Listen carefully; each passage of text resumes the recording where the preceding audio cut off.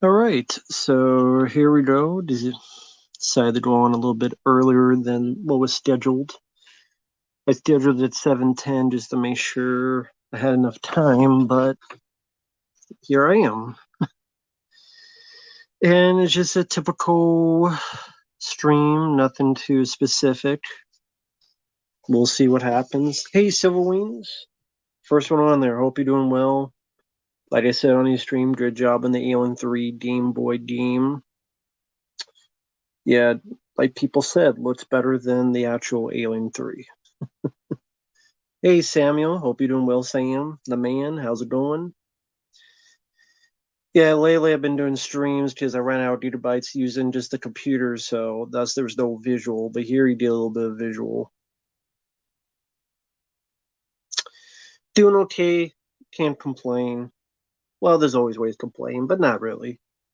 Yeah, doing okay. It's just been storming quite a bit, but at the same time, like I said, there's a lot of people going through a lot of worse things, so it's just hard for me to complain about much of anything right now. Hey, Alterito. Yeah, I got some Mellow Yellow, which is nice and cold. We're in a new year, which I'm sure means a lot of terrible movies coming out. Because that's just a typical way of Hollywood. And yeah, all this stuff going on about Cat Williams, the comedian, having his big old interview that everyone's talking about. Uh, was it Epstein Files release, which I don't keep track of because I just don't really watch the news. It just I'm so busy doing my own stuff. Yeah, it's been raining around here. You're in Fort Smith, Arkansas? Ah, cool. Yeah, it's been raining around here as well. So, but I'm sure there are other places in the country who are getting a lot of snow. So far, there's no snow here. I don't know what a Time Monster is, Alter Ego. Sorry, don't know what that is, who or what that is. So, didn't have no clue. Yeah, sort of the awkward part of the stream where I just starting off and waiting for more people to come into the stream. So just be dumbly staring at the chat. Yeah, I don't really have a lot of topics because, I mean, what topics are there to talk about? James Wan's company? Okay, well, doesn't really matter to me what companies merge. I don't really care, to be honest. Can't say I give much of a shit. Let's see. What news is going on about Jonathan? Hey there. I'm doing okay. How are you doing? Battlestar Galactica reboot. I mean, they already did a reboot with Edward James Olmos back in the day, so it's once again we gotta reboot something again because we don't have any ideas, not no new ideas at least. So yeah, let's reboot a show that was already rebooted. Big surprise. Nothing new then, same old, same old. So like someone sending the news, oh, they're going to be doing a Die Hard prequel. I'm like, there was a Die Hard prequel. It was called Die Hard. That's how it started. Tenchi fan, uh, the Iron Claw, which I saw recently, A24 released that, and I reviewed that. That was a very good one, the Iron Claw. So you mentioned Uncut Gems, Disaster Artist. I enjoy those. The Iron Claw about the Von Erich family. That's a pretty good film. I probably would say that was my favorite film of 2023.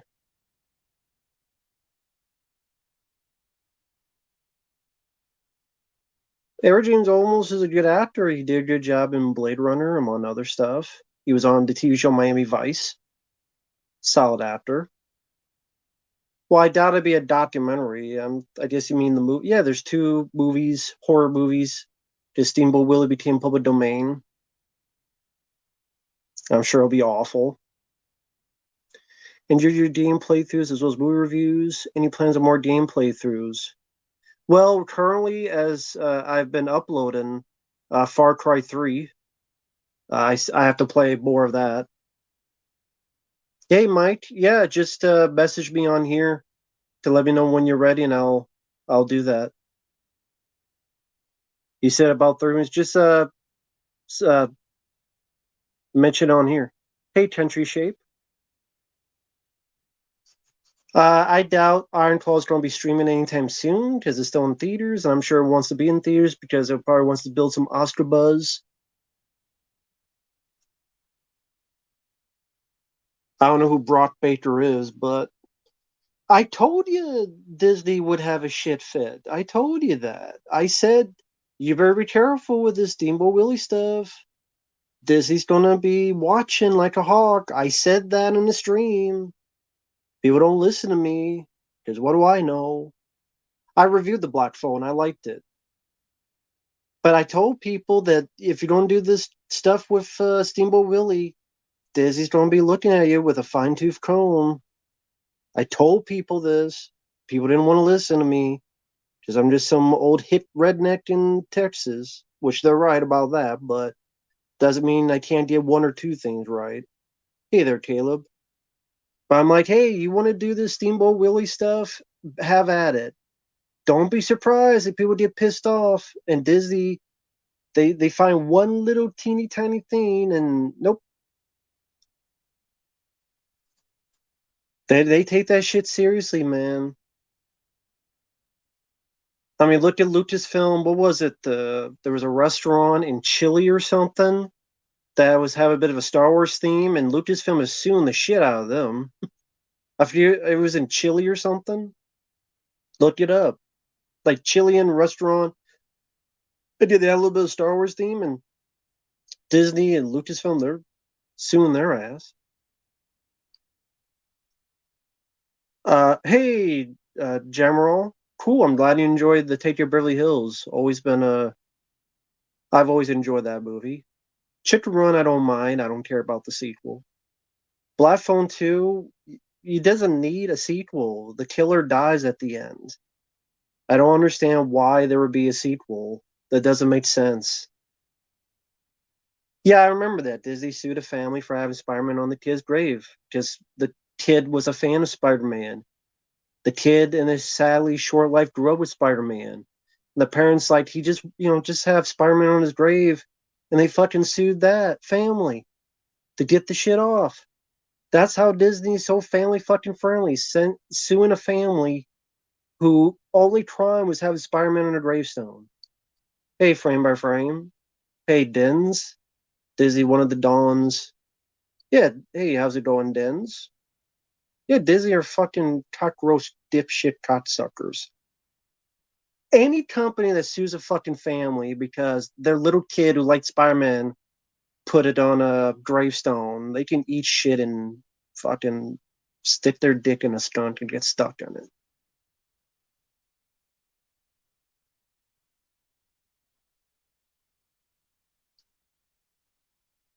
Well, because Disney, I mean, again, talk about how we love families and we love to take care of families and kids. You pretty much told the dead kid to go fuck himself while he's dead. So, yeah, Star Wars directed by a female saying that, well, we need female in Star Wars. Yeah, it was called Carrie Fisher. And it was called Princess Leia, you dipshit. Probably they don't know Princess Leia existed, who led shit in Empire Strikes Back and Return of the Jedi. But apparently these people don't know history. Cat Williams should be exposed to, I don't know, a fistophobia. Cat Williams is an idiot. I don't care what anyone says. He's an idiot, he's a moron, and he's a dumbass. His face got exposed by the 17-year-old kicking the shit out of him on the soccer field after he tried to beat the kid up. Uh, I don't know if there's no snow here. Motionless. It's just been rain. but I'm more south than you. Walt died 1966.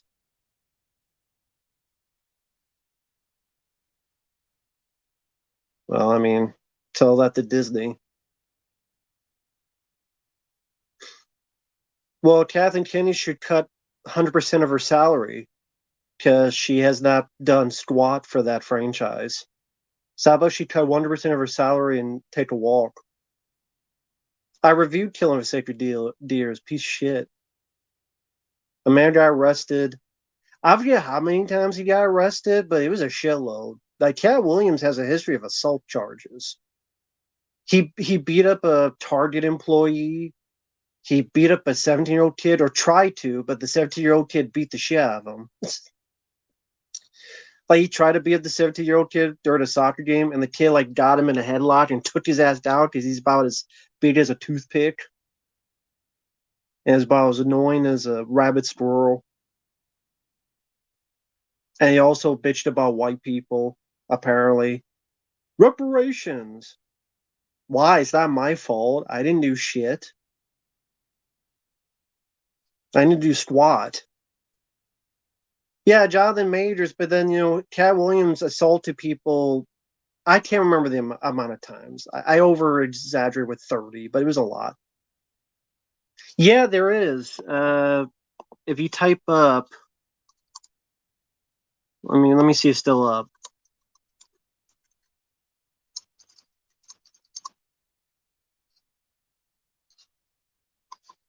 It might not be on YouTube.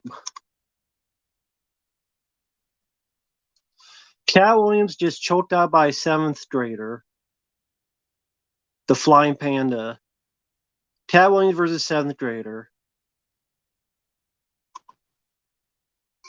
It's 49 seconds long. I can't do it here. It's on the phone. But yeah, Cat Williams just choked out by seventh grader. Hey there, Bobby. Hope you're doing well. Exactly. Yeah, country shape. Exactly. That's what Cat Williams did. Den's asked Cat Williams. I didn't see it. I haven't seen the Marvels, no. Just haven't had time.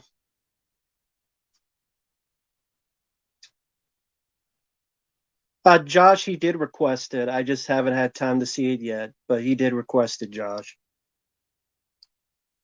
Just haven't. I got other stuff I need to catch up to. Well, that's how the government is. I mean, tax evasion is much more dangerous than, you know, more serious crimes. Hey there, Toby. Hey there, DJ. Carrot Top is more threatening. Well, yeah, after the how buff he got. Yeah, Arcade. I have the gigabytes on the phone. They recharged the other day, so thank you, frame by frame. Yeah, exactly. Callians fucked around and found out. Exactly. Exactly. Again, Cat Williams beat up by seventh graders on YouTube is a pretty funny video. It's like 50 seconds long. General, it's going good so far. Knock on wood. Aiden last name, yeah, that'll be sometime soon. Yeah, critical reviews. Hey there. Yeah, if you're going to do an experiment 12 times, why do you keep doing the same thing? Why don't you change it up? Like 12 times we've done the exact same thing and we've gotten the exact same result. I don't know. Change it up. Maybe by number 4 or 5, you change it up. Not get to number 12 and do the same thing for number 13. Hey there, Kevin. Hope you're doing well. I'm doing okay. Got some mellow yellow, so I can't complain.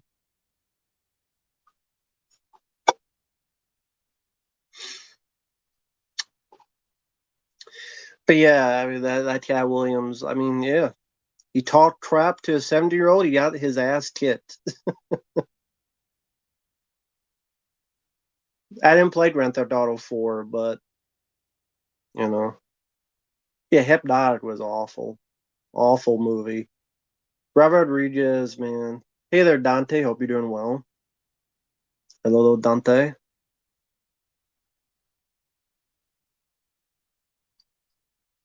Ty, that movie dude. Hello there.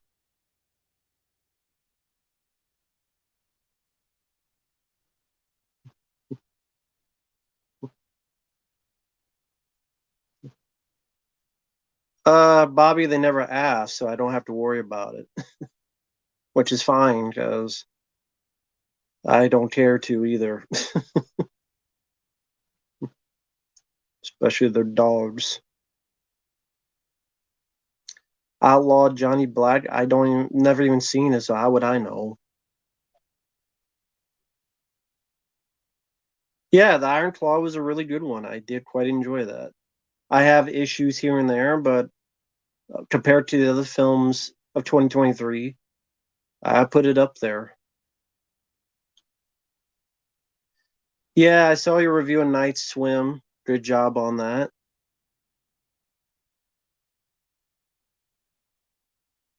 Nope, no one's requested Aquaman 2, which is fine. Fuck Amber Heard. The worst Burn in Black movie was that international one with Chris Hemsworth. You think Transformers 1 will suck? I mean, I barely know anything about it other than it's animated. Do I watch Cinnamon? I don't know what Cinnamon is. Is it a TV show? Is it a movie? I don't know. Do you watched Cinnamon? Yeah, Rudolph the Red-Nosed Reindeer. That's a good stop motion animation. Zantana.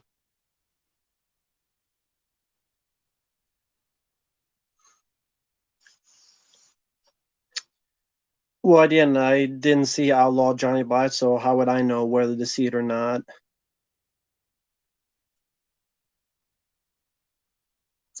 Tale of the Dead Man's Float. Never heard of that either. Uh, I don't care about the Super Bowl. I don't watch the Super Bowl, so I don't really care what's on it. I don't watch the Super Bowl, so I give a rat's ass. Nothing against it for people who like it. I just don't give a rat's ass about the Super Bowl. John Cleese, I don't know what's going on with him nowadays. How would I know? Be fucked if I know. Last time I saw him in a movie was what, the James Bond Die Another Day or something, or uh Fair Mel Gibson film, Lethal Weapon's my favorite. I don't know what the others would be, but Lethal Weapon is my favorite. Minecraft movie is stupid. What's the plot? You mine for shit. The end. Wing Place? No, I've never been in Wing Place. The only Duke Nukem I played was Duke Nukem 3D on PlayStation. That's the only one I played.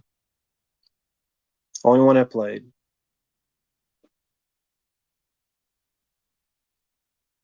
Sorry. Didn't play the other ones. Yeah, for PlayStation, I had Duke Nukem 3D. Yeah, basketball is really the only sport I give and I owe it a shit about, and I haven't seen a basketball game in forever. I would, I just don't have time, but I haven't had time for years apparently. But yeah, Sammy, I would choose Die Hard. I don't care about Minecraft movie. Cares about Minecraft movie? They're doing that because Super Mario and Five Nights at Freddy's were huge hits. Making getting a sequel, of course it is, even though it sucks. It made money though, so yeah, the crappy movies make money. Jane Deere, hello there. Yeah, Minecraft's a stupid idea for a movie. You give a rat's ass. Not for me, sorry.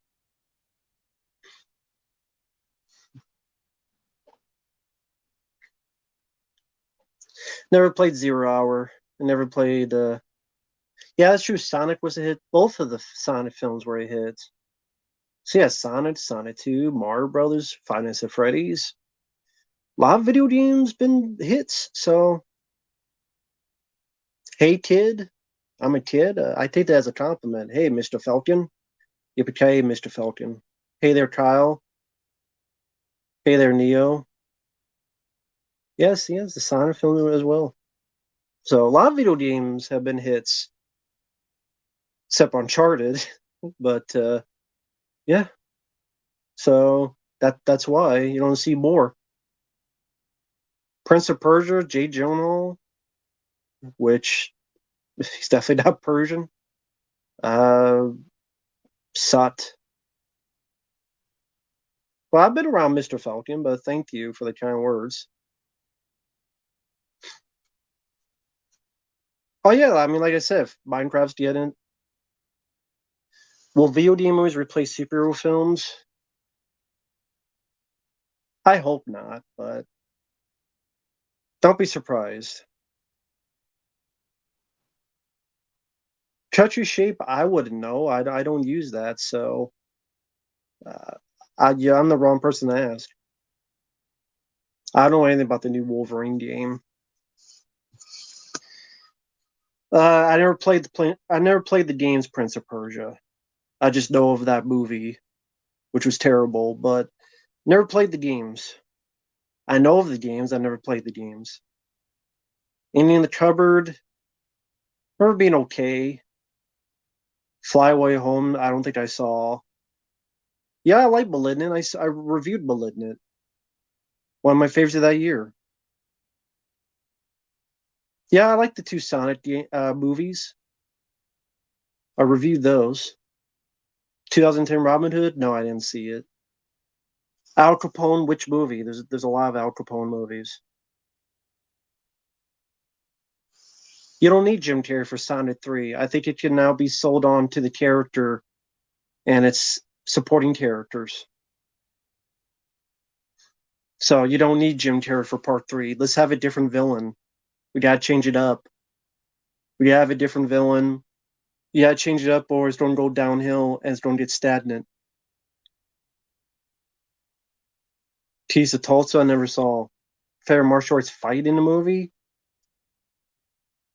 I don't know about favorite, but Van Damme versus Dolphin, Universal Soldier is a great fight. Well, Shadow's going to be in Sonic 3. What they're going to do with him, I don't know. He'll be a villain, then he'll be a good guy, because I think that's how the games are. I don't know. Bucket List, I barely remember. I haven't seen that since it came out. That's with Jack Nicholson and Morgan Freeman. Well, James Wan's doing the Aquaman films because the first one made money, and he probably got a good paycheck. Because Malignant bombed, but Aquaman was a hit. So that's why. Stiletto, never heard of.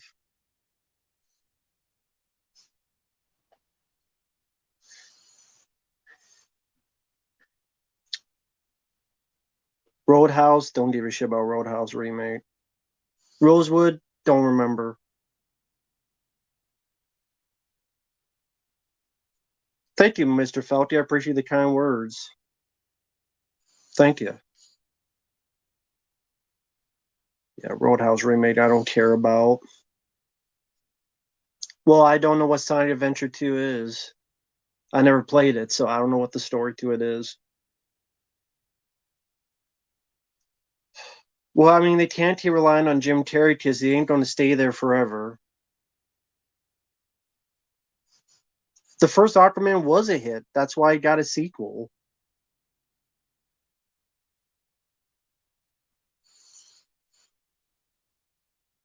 American Psycho was great.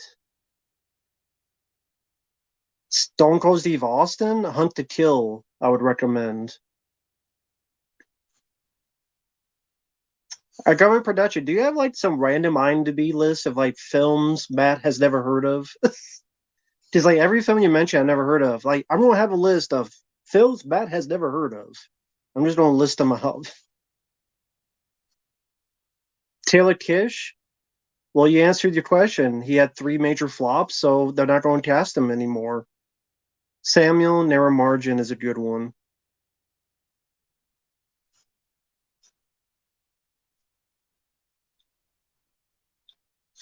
Well, I don't know anything about Aquaman 2. I don't keep track of that shit anymore. Because I don't give a fuck. Good films bomb, bad films are hits. The Fugitive, Sam. Yeah, Amber shits the bed in more ways than one. Hey, Miguel. Even though it's raining out, it's hot in this room for crying out loud. I'm turning on a fan.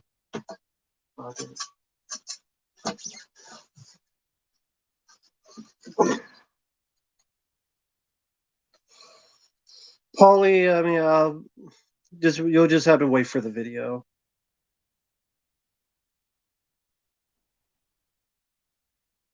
Fuck Amber Heard.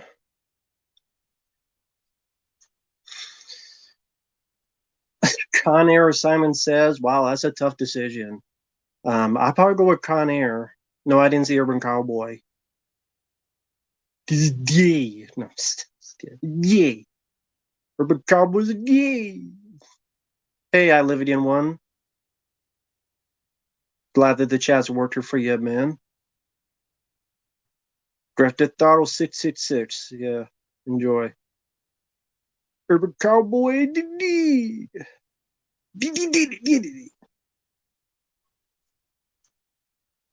Which was worse, John Farter or Prince of Pussies? John Farter. Too many producers making monies. Well, they should be making cocaine. Then maybe they made better movies. The lack of a cocaine budget has dwindled the entertainment industry. Hashtag bring back cocaine. That should be the new hashtag. Start that on Twitter or X or whatever the hell it's called now. Hashtag bring back cocaine.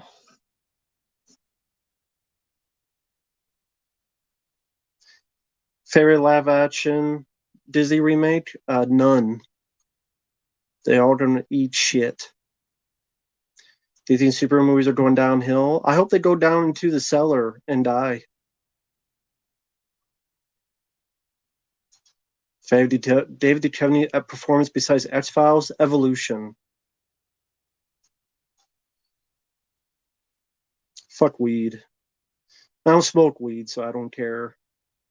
Give a shit about weed because I don't smoke it. Where's John Travolta film? Battlefield Earth. When did the downfall in New Line Cinema started? I don't know. I wasn't there. Not my fault. It wasn't my fault. That's all I know. It wasn't my fault. Yeah, bring back cocaine. Eric Clapton did sing a song about cocaine. Rocky IV, Jane Deere. Yeah, Battlefield Earth is worst. John Travolta film.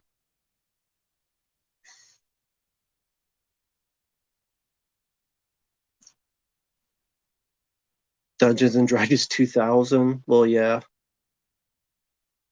Actress star, not the best when it comes to their acting. Do you mean an action film star that sucks? There's a lot of them that suck. John Cena sucks. Original Guyver, I don't give a fuck because I don't even like the original Guyver. I prefer the sequel. Fuck the original Guyver film. It's not a good movie. Guyver 2, Dark Hero, that's a good one. But if it's not that, then screw it. Fuck the first Guyver. White Man's Burden? Is that Cat Williams' documentary? Sounds like Cat Williams' documentary. White Man's Burden. Nah, Mark is too busy working the sheriff's cocaine. Mad City, that's a film that sucked. John Travolta, Dustin Hoffman, that's a disappointing movie.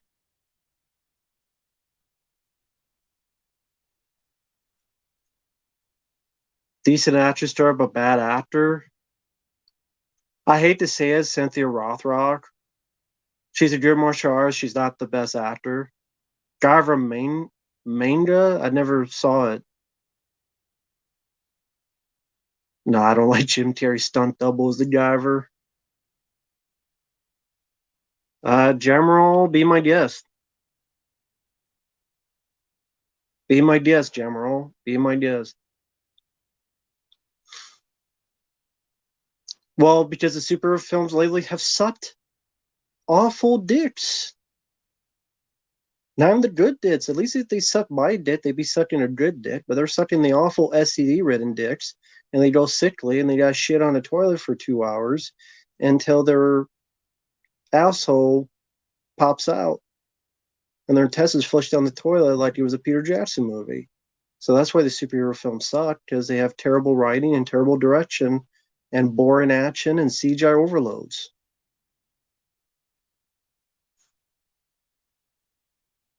Jolly Roger Massacre? No. I've had Jolly Ranchers. Tired superhero films? Well, most people, I think, see that. Why the fuck would I watch Echo? I don't even know what it's about. I don't know jack squat.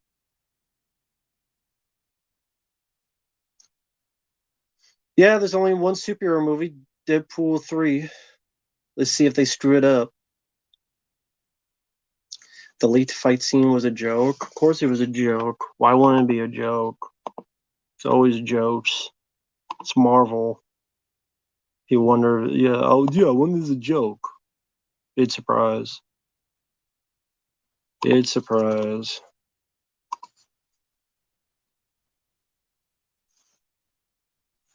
Fuck the superhero movies.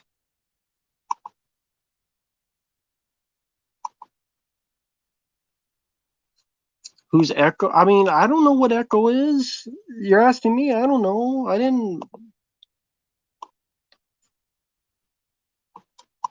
So, hey, Sean. Hope you're doing well. Sorry that I'm multitasking here. Sorry about that.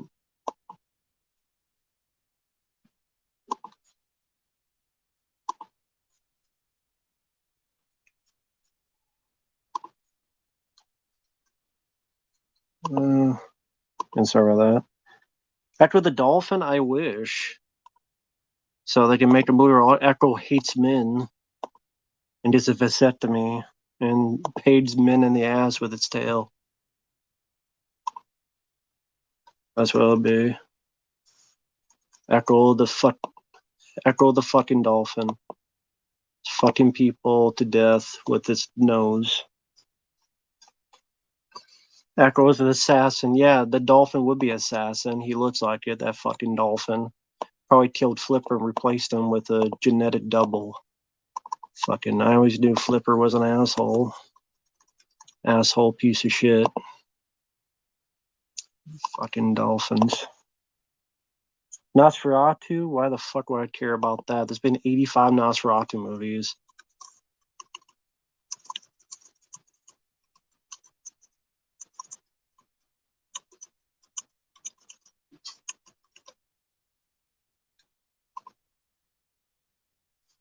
Digital everyone Daredevil. No, no one's talking Johnny Mnemonic, but yeah, I guess we're talking dolphins, so maybe we should be talking about Johnny Mnemonic. Hey, Mr. Rogers, how's the neighborhood going? Are they still fucking with you? If they do, take that fucking puppet and tell them stick up their ass, along with the train set. Mr. Rogers may be nice, but tell him you don't fuck with me. But this whole train set is going up your ass, like the gas that was coming out of your ass, but this train is blocking it. So tell him this is my fucking neighborhood, and if you don't abide by the rules, I'm going to do the Wildy Magnum, and I'm going to clean the streets, Paul Kersey style.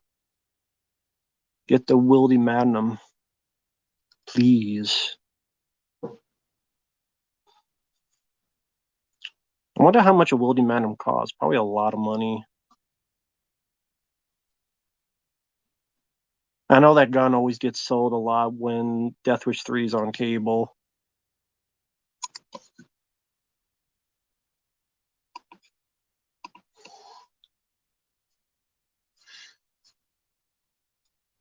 No, there's not literally 85 Nosferatu films. I'm over exaggerating. My point was there's a lot of them.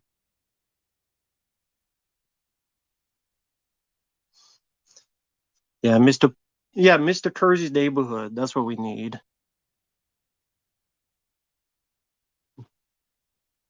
Mr. Kersey's neighborhood.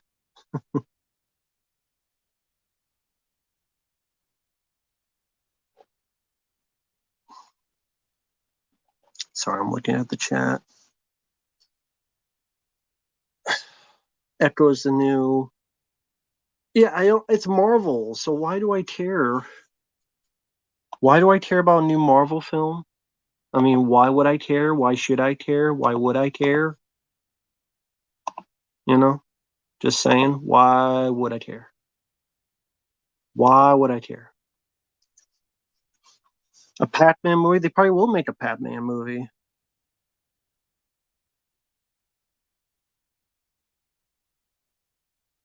That's bound to happen. If they're making a Minecraft movie, it's bound to happen. There'll be a Pac-Man movie. Mark my words. Mark my words. They will make a Pac-Man movie someday.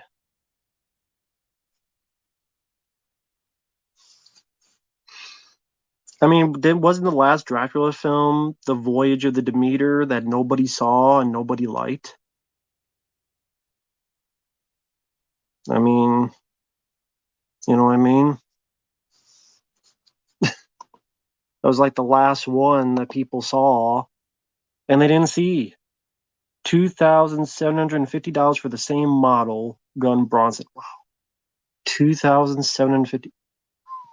Jesus. Well, there you go. God damn. $2,750. There you go. There we go. They'll do. I'm looking on the chat, top chat, live chat, fan funding. There you go. We'll start fan funding. Get in the body, will be Magnum. Hey, Perry fan. No, I wouldn't call Pixels a Pac-Man movie. It had Pac-Man in it, but it also had Donkey Kong was more important, honestly, than Pac-Man in that movie. Hey, Lord Draugr. Hope you're doing well.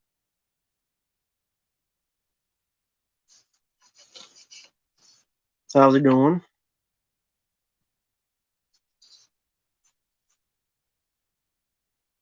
Cynthia Roth. I don't really have a favorite Cynthia Rothrock movie. The ones I've seen is just okay or so-so. I don't have a favorite right now. No Retreat, No Surrender 2. I'll say that. I'll say No Retreat, No Surrender 2.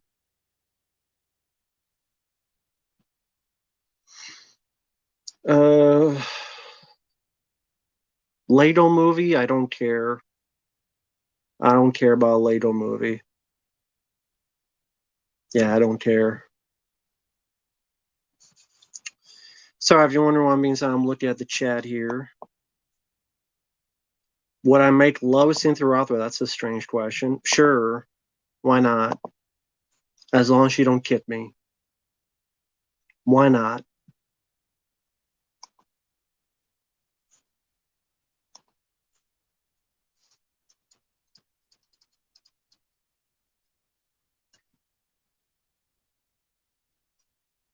Uh, favorite second favorite Denzel film. Um,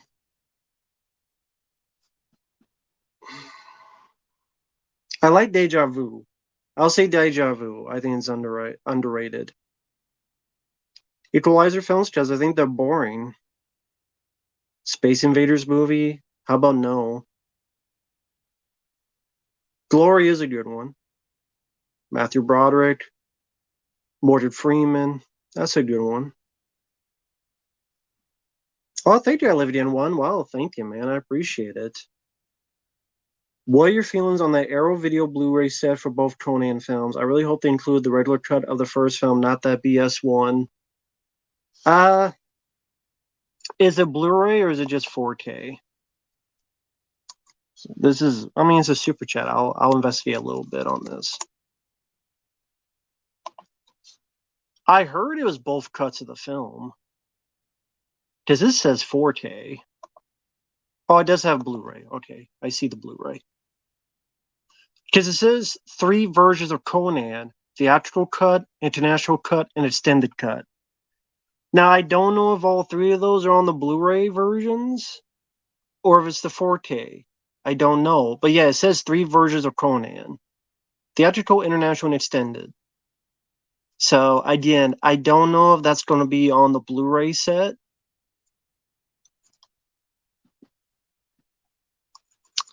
I mean, it'll obviously be on the 4K set, but yeah, it says 3 versions. I didn't even know there were 3 versions. I knew there were 2 versions. I didn't know there were 3 versions of Conan. I remember the theatrical cut back to the day, and then there was the other cut where they added a few bits in, but I didn't know it was a third cut.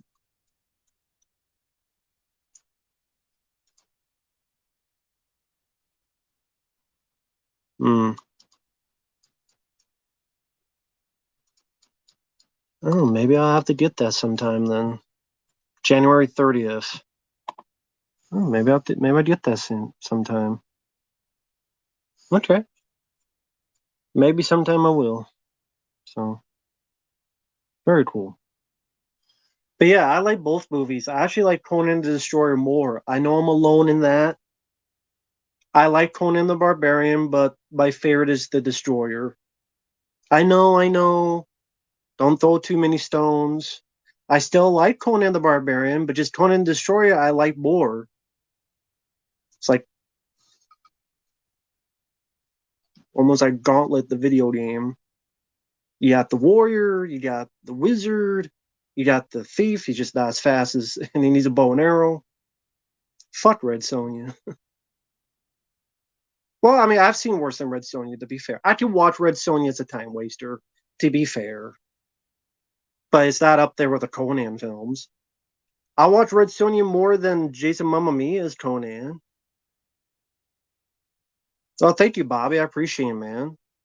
What if Raphael uses a Rambo knife and.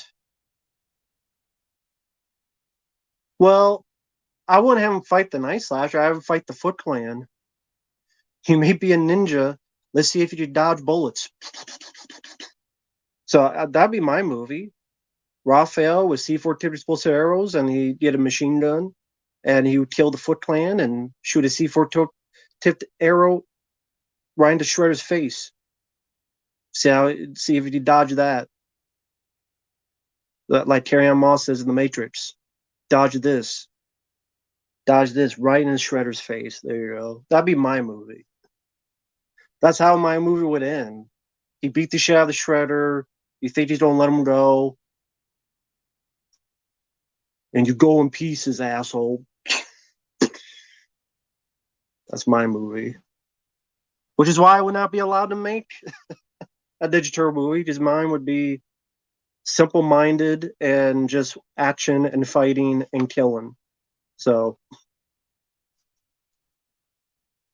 100 collection, no. Favorite killer animal film besides Jaws? I don't know. I like Arachnophobia. I don't know. I mean, Coming Home, no, never saw. Uh, I mean, I didn't mind the Mario Bros. Movie. They're doing the sequel. I'm indifferent on it. Hey there, Liam. Yeah, I'm indifferent on the sequel. I don't really care either way. If it happens, it happens. If it doesn't, it doesn't. But it will happen because it made too much money for it not to happen.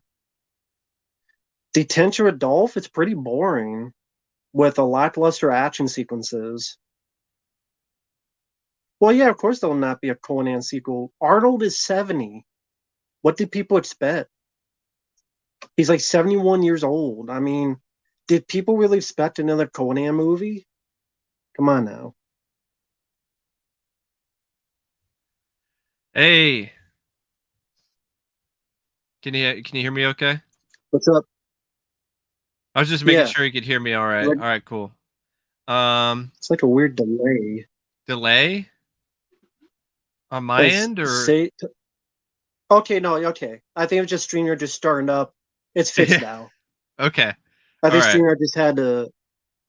I Okay, I made sure stream. I made sure my ISO was set properly this time so it wasn't juddering everywhere. Um, but how you doing? How you doing in 2024? So far, so okay. Mhm. I know you saw Yeah. Night Swim. You did a review. Nice job on the review. Sounds like another Bumhouse joint. So Yeah, big that film surprise. was that I movie like was shit. straight up booty hole. I mean, it's just there's a People are scene saying where hi White and Happy New Year. yeah, thank you. White But I would say Russell literally Arnold in swallows '76. diarrhea. Yeah, Arnold '76. He was not going to do another Conan movie. That was No, never he's going to not. happen. No. I don't know why people thought it. So I Probably as overheard the crazy whole Cat Conan Williams. thing. Arrow is Yeah. going to like the regular Blu-ray release is going to have all of the cuts on it as well. That's just Oh, how cool, Arrow tends to do things, but they don't release cool. like a set that has a Blu-ray included. Um, Although sometimes So they it's one or do. the other. It's one or the other. So for instance, this which I finally got from Amazon, the Warriors 4K set One second.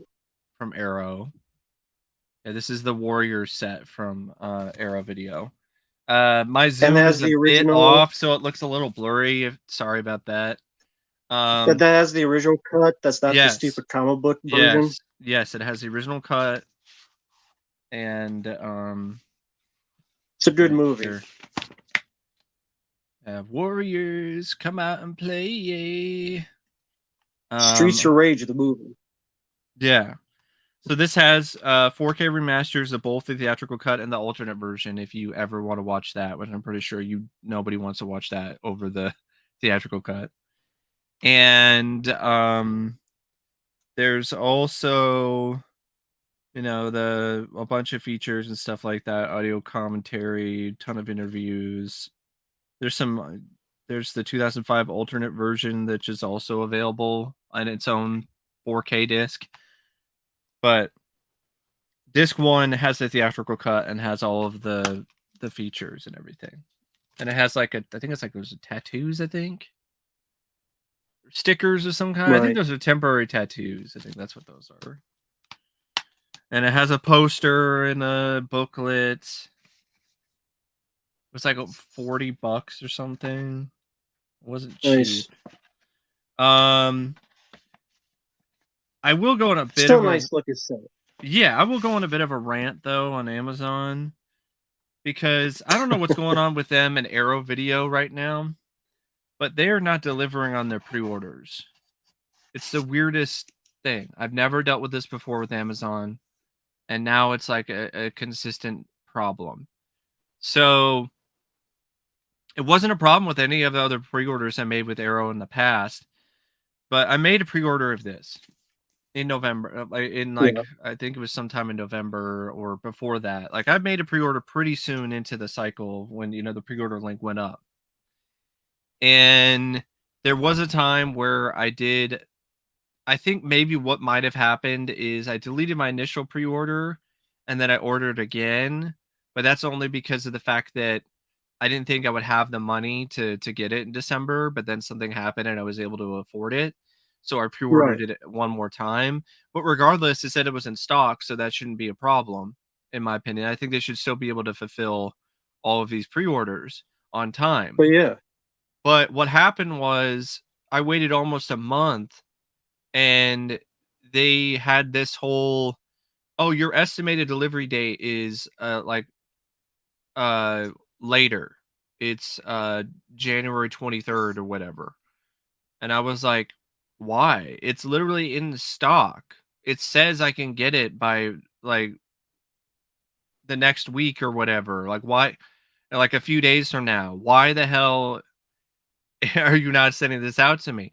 So I went and I had to do a backdoor way to get a hold of somebody through their chat and customer service because I had another issue, which is I did a return to UPS of a movie that I was just kind of on, and I just wanted the money, and that's what enabled me to get the Police Academy set, which is I got it like half off, which is a good deal because I actually did want that set, the Blu-ray set with the Police Academy films, Yeah. and I got requests for reviews of those movies recently. So I was like, yeah, let's get the Police Academy set.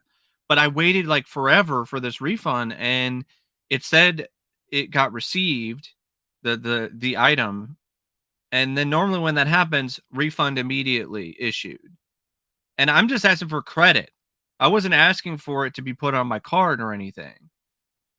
But It wasn't there. It said it was estimated to be there by the end of the month. I was like, what the hell? Like, I'm not waiting that long. So I contacted customer service. I was like, hey, it said they received it. Can I have my refund now? Like, this is silly. I should not have to wait this long for my refund. And they made it work. Mhm. They got my refund. But in the process, I also asked the same guy, like, hey, what's going on with this Warriors pre-order?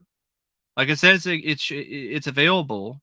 It's in stock. And it says I can get it on like the 9th. And it's saying I'm not going to get it until the 23rd.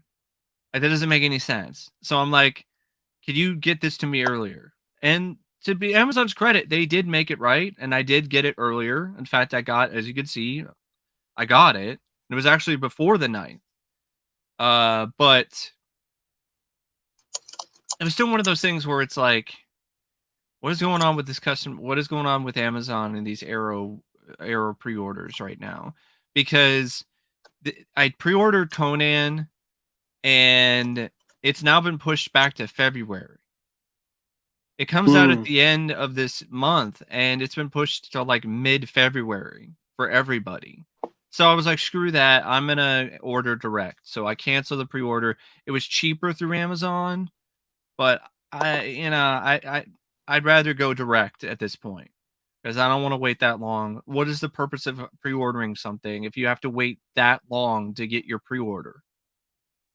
It just seems like there's something off for sure with Amazon and their Arrow Video That's why I just pre-orders. don't pre-order anymore. Yeah.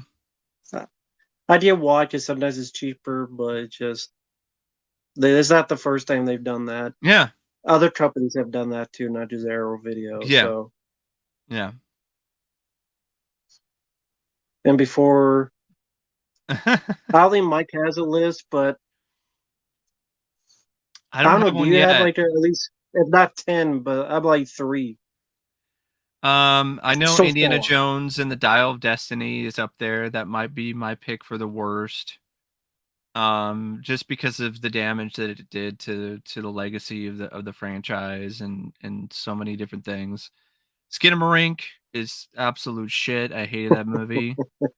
I had to look at a list here. I know on my best of list, the Iron Claw would be high up there because I actually saw that in the theater the same day that I saw Night Swim, which I don't know if I don't know if everyone in the chat knows this, but I was literally the only person in the theater when I saw that movie on Saturday. Night Swim?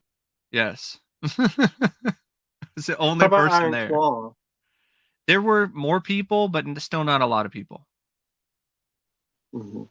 Iron Claw, it's only made 25 million apparently. So it's not like it's made a ton of money.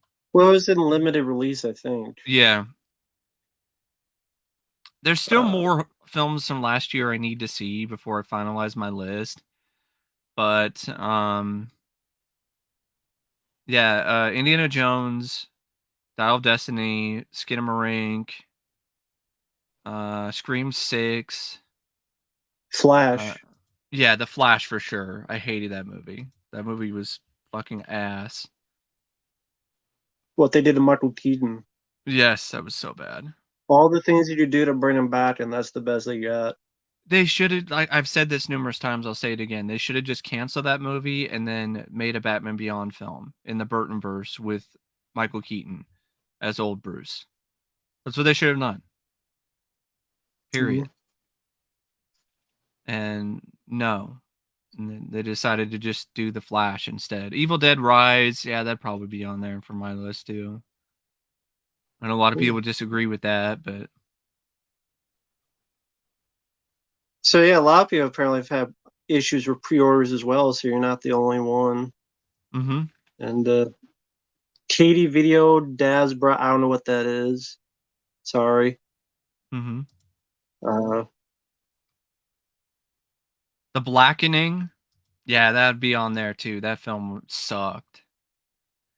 I thought it had some potential to be maybe kind of like an In Living Color, Key and Peele kind of movie in terms of its satire. And it was so broad, it was so on the nose. It wasn't really as clever as the writers thought it was. And it was just, for the most part, not funny.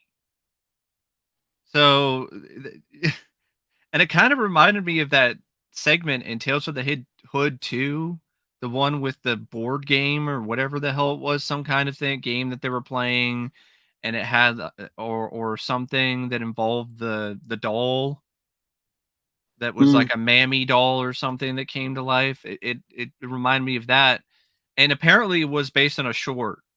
So I'm like, okay, well that makes sense that it feels dragged out because it was literally just a short. I'm getting tired of this mm, trend where they are adapting these shorts into feature films because there's not enough there for a feature film. If there was, it wouldn't be a short to begin with most of the time. I think like there's exceptions. I think Pixels could have worked if it, had a much better script and they did a much better job overall with that adaptation of the short. But a lot of the time, it just seems like it's just a lazy, like, oh, some guy did a short film. Let's offer him some money and he can make a feature film version of his short.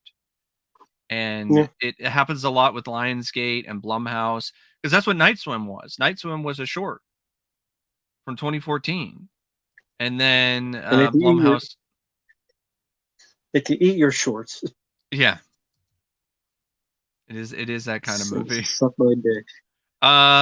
On my worst list, I So know people. are you afraid of swimming pools now since the haunted Absolutely swimming not. pool? No. I mean, I don't like swimming.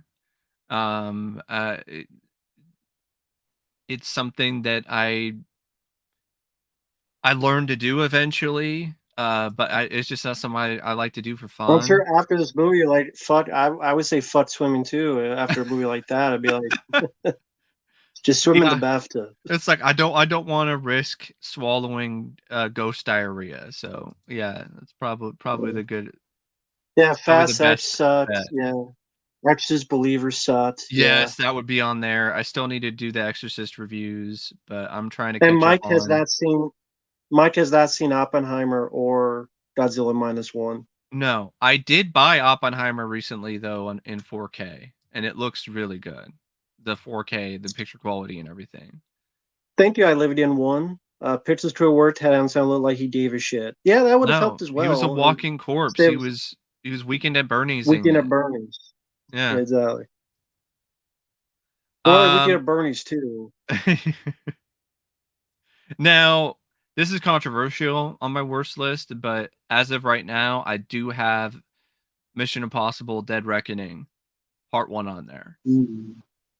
I didn't because see it. there was literally only like the end stunt sequence and the stuff on the train, and everything else was generic, was been there, done that spy action, and I didn't like the whole plot about the AI and the fucking key, and I felt Real that. quickly, I gotta stop you 1 second. Uh-huh. Uncle Bill, you should get your ass on here so would you fucking get this Madian shit. Because I know Mike like Madian and you like Madian. We need to get the Madian bullshit out of the way. Because fuck the bitch and fuck her fuck the dancing. Hey, We I need want. hold the shit, hold the phone.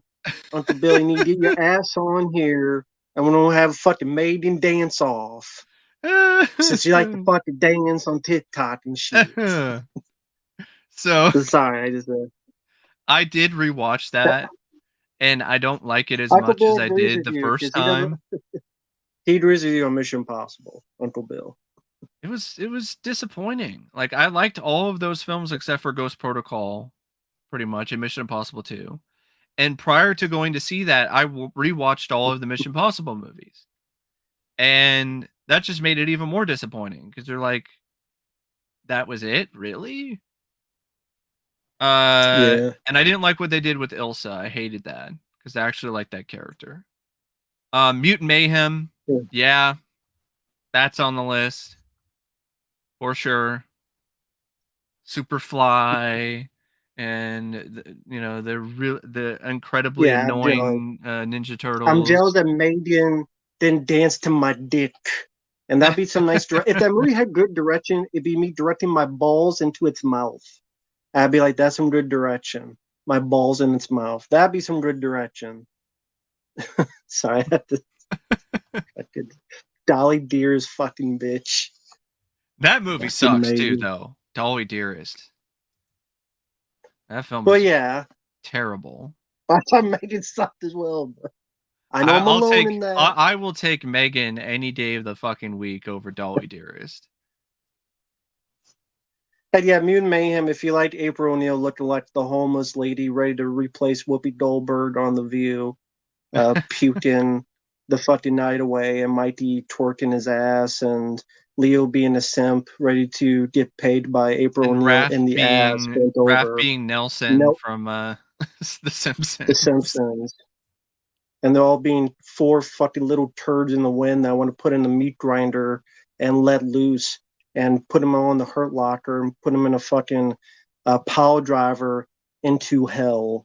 Those four little fuck faces, twat waffle dipshits, can go burn alive, and they go into the hurt locker and the meat grinder. They all fucking cockroach twat waffle cunts.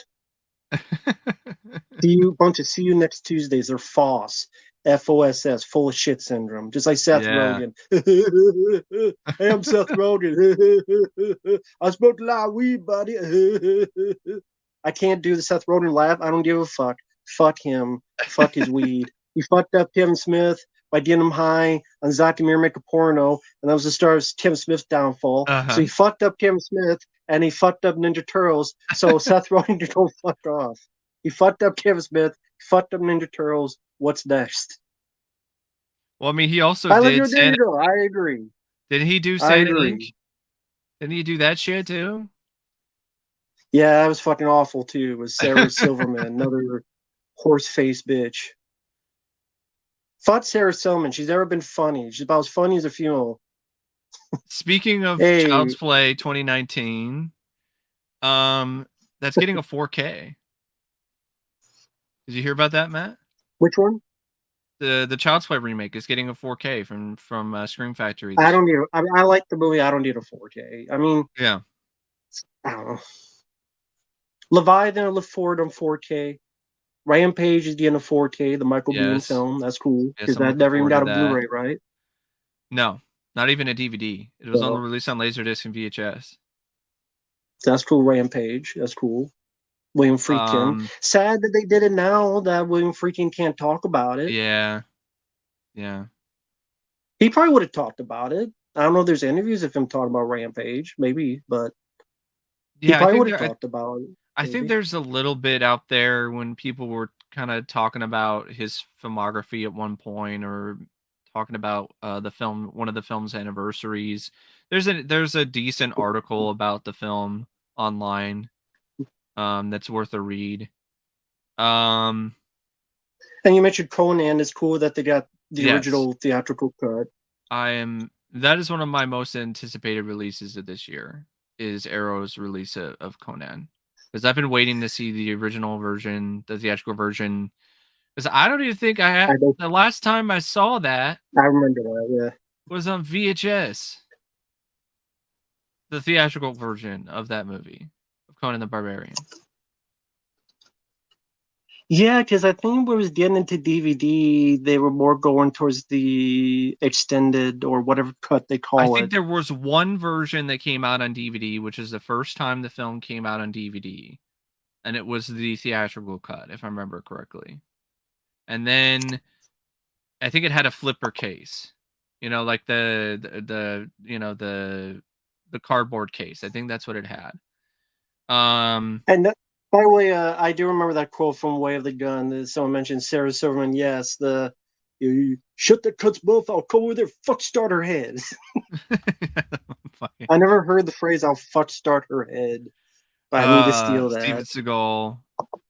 Um, Fuck start his head, his fat head, when it's not I'm not getting a Speed of fucking Seagal. McDonald's I buffet. I'm not the biggest fan of the Nostalgia Critic at all, but he did a fun little video review of On Deadly Ground recently, and it seems like now he kind of gets like the so bad it's good Seagal sort of stuff. Like, he never really, like, that was actually nostalgic because it came out in the 90s, as I was reviewing a movie that came out like this year.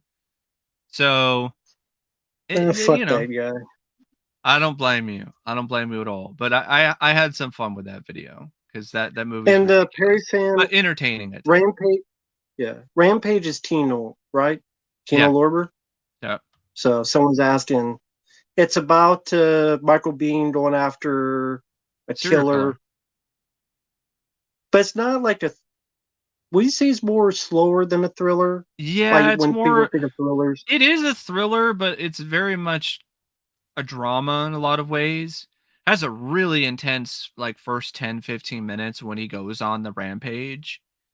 But then Yeah, after that, it's a procedural drama. That's really what it is. It's yeah. kind of a combo. Beautiful. All right, Dr. Weller. How about you talk to the Right. guys who made RoboDoc and get them to get their shit together? How about that? Uh, I would ask about Leviathan, and Well, yeah. I guess I'll call him Doctor Weller. I don't know why. I would ask them about 50-50. I would go, "What's up, Doc?" There you go. What's up, Doc? What's Oh up, Doc? no. Oh no.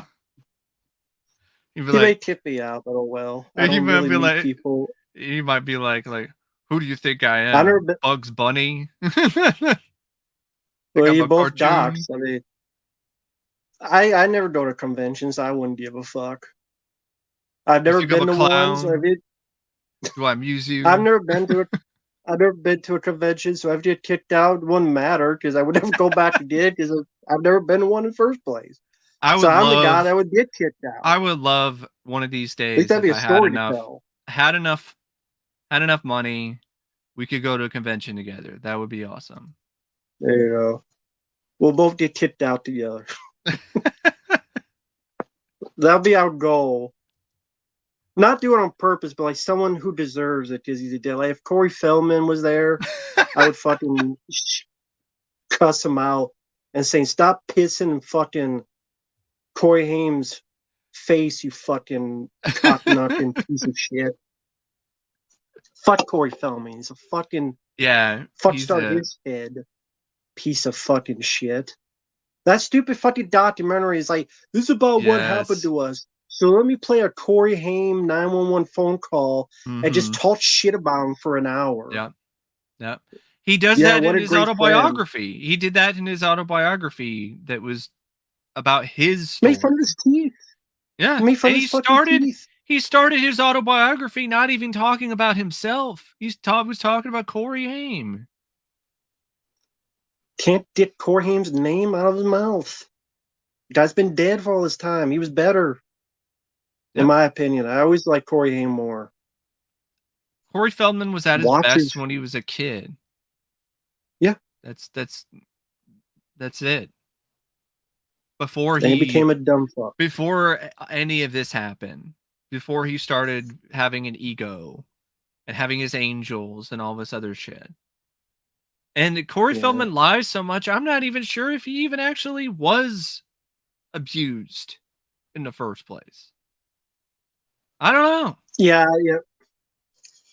Yeah, I can't take anything Feldman says with any grain of salt.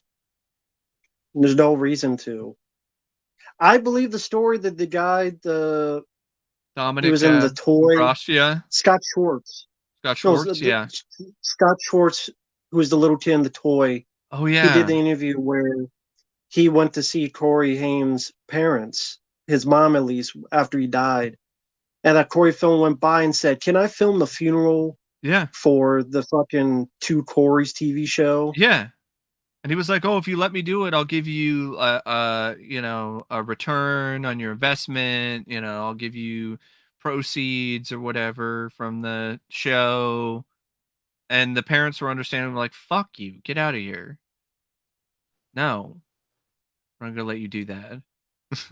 And I'm not going. And for people who ask, as Marco asked, I'm not getting to the Epstein thing. Like every fucking person has been on the list. Bruce Willis, Trump. I'm sure fucking Here uh, here's people who are dead fucking here's the got on thing. it. Died 10 years ago. So That isn't an actual flight log and it isn't an actual list. It's just court right, documents. People are right. confusing and not really looking at the full context when it comes to this recent It's people he release. like dealt with financing. Yeah. People just assume this must be all the people that was on the island. It's like, no, no. In fact, if you actually do research, you find out that a lot of the bigger names that were mentioned, like DiCaprio and Willis, they were completely innocent of anything. Like they weren't even associates of his. That's what I mean. Like people have to just calm down and find actual evidence. But Matt, that this is the state of the world we live in right now. It's people are I was gonna say it. There a lot of people are drama whores now. They Yeah. want drama. They eat it up. And I think the whole Cat Williams viral interview, because I saw a bunch of clips of that just to see, like, Oh, okay, that what is this all about? fucking idiot. And I Cal was Williams is like, an idiot. why did this go viral? This guy rambled for 3 hours about, Because you here's know, why. random shit. Understandably, here's why. Understandably, for good reason, many people, including us, we don't trust the entertainment business. Yes. Because the past 5 years, there have been a lot of people who have, come out, Harvey Weinstein, all this Yes. stuff. Yes. So if anybody goes against the establishment, and if they mention people that you don't like because you don't like their movies or something, Yes. then Uh-huh. we get behind them. And I'm like, oh, I can understand to a point, but I could go and understand that, but at this point, I want some fucking evidence. Yeah. But it's all like, okay, if Cat Williams had mentioned fucking Dave Chappelle Yeah. and the same thing, people would have roasted his ass. And Yeah. I don't like Kevin Hart either, but I don't think he's a fucking plant. No. I just think he's a guy I don't like that got famous. That I can name 50 people. Mark I Wahlberg. think I think he spoke some truth in some of in what I saw, but it wasn't the whole truth. It wasn't all truth like people are saying it is. And I think honestly, And I think this Ghostface. is a I'm not publicity stunt. saying, yeah, Ghostface. I'm not saying everybody in Hollywood is innocent, Oh but you no. can't go the opposite way too. That's my point. You can't go full 100 on either side because you don't be wrong on either side. You got to have a middle balance. Yeah, That's that my it's point. That goes with yeah. politics. That goes with theories.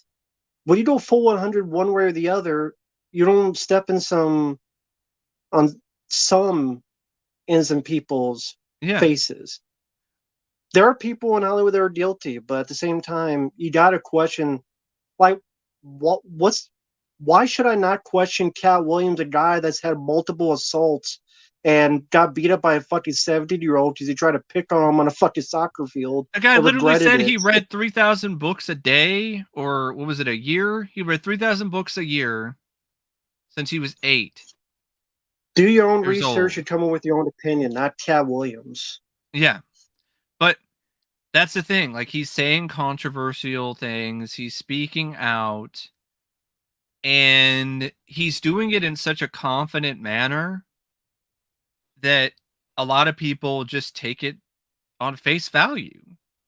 Yeah, they see it on Yeah, the that's my internet and point. they just think that, oh, he knows what he's talking about because he's an insider, he's a part of the industry. But if you really think about things like his statements about Prince, where he's all like, "Oh, I taught Prince about, I gave Prince advice on women and cars and fashion and gave him lyrics for his songs." I'm like, give me a fucking break. Prince would never need your fucking help for anything or any of those things. I didn't see that part. He said he gave Prince advice on music. Yeah, he did that at one point. I don't know if it was the same interview, but it was like some other interview that he did, and he was saying some nonsense about Prince. Well, he also said something about white people that they need to pay reparations. Yeah, And I'm like, I didn't do shit. and the I don't need thing to is, pay anything. I don't hate Cat. I liked some of his stand-up specials. He was funny I on didn't. Wild and Out, but I just the whole interview, it just was unhinged. Like, it didn't seem It, like it was the result of somebody it who did. Yeah. was completely all there, because there was just a lot, talking about Satanists and the Illuminati, and then his whole thing about black men in Hollywood being forced to play gay roles and wear dresses. I'm like, did Danny Glover ever do any of that shit? I don't remember that ever happening. Did Richard Pryor I do get. any of that? I guess he forgot Jack Lemmon and Some Like It Hot, Robin Yeah, Williams and Mrs. Doubtfire, John Candy and Nothing But Trouble, exactly. Chris Farley, Adam Sandler, It's and not a David Spade race on thing. SNL. Yeah. It's a brand of comedy thing. Yeah. And that was all before that shit. And by the way, Bobby, sorry about that. I think that'd be a shitty play. Uh, but they could be out my guest as long as they get some kind of Uh, retribution, a monetary gain. But I think it'd be a shitty play. yeah. But yeah, the whole Cat Williams thing, it's people they crave drama, and that's just a drama pipe bomb. That's what that is. Yeah, I mean, And when I looked into it, maybe Steve Harvey and maybe Cedric Entertainer did still yes. jokes. I don't know because I wasn't there. Also, Maybe here's they the did, maybe thing. they didn't. Because there's a lot of stuff that was they did stand up before any cameras were on. So I don't know who Comedians did what in a club. comedians still each other's jokes all the goddamn time. Some people get roasted for it. Some people get canceled for it. Some people just get away with it. Like, for instance, there are apparently stories about Robin Williams doing that. But like people aren't he doesn't have his legacy of being a talentless hack who just stole people's jokes. It seems like a lot of that is targeted towards people who, oh, I don't like this comic, or I don't want this comic to continue to make money, and I don't want to compete with this comic anymore, so I'm going to do the whole, oh, they steal jokes and they're this and that and so on and so forth. And I honestly feel sometimes it's not even conscious. I think some of it might just be like, oh, they forgot that they saw that one bit at one point in time, because there's a lot of comics they've been working for decades. Not all of them have a mind like a steel trap. So sometimes I think it's not even intentional. It's just like, oh, well, it just kind of happens sometimes. Um, but yeah, it's crazy. I was like, man, this went Yeah, I viral. do Like, think Cat Williams. Yeah, I think Cat Williams is a fucking crackhead. He definitely used to cracking people's skulls and steal burglary. And I was supposed to take that guy fucking serious. Oh, I stole this and I assaulted this Target employee, and I tried to beat up this 17-year-old, got my ass kicked. And that, if it was Dave Chappelle, maybe I would listen a bit more closely. mm-hmm. If like Dave Chappelle went and did this interview, I would maybe okay. Yeah, I could listen a bit more because I respect that guy more. I don't have zero respect for Cat Williams. I don't give a fuck if he worked at a fucking car wash tomorrow. I don't give a shit. yeah. He said He a probably will lot be of his working. a lot I of don't give his a fuck. ramblings, they remind me of conspiracy theory nuts. That's really what it did. It reminded me of that kind of stuff. Where it's all an agenda, it's all conspiracy. I'm like, what is he best friends with Jesse Ventura or some shit? Like that's really And a lot of what it came across let me like. ask you something.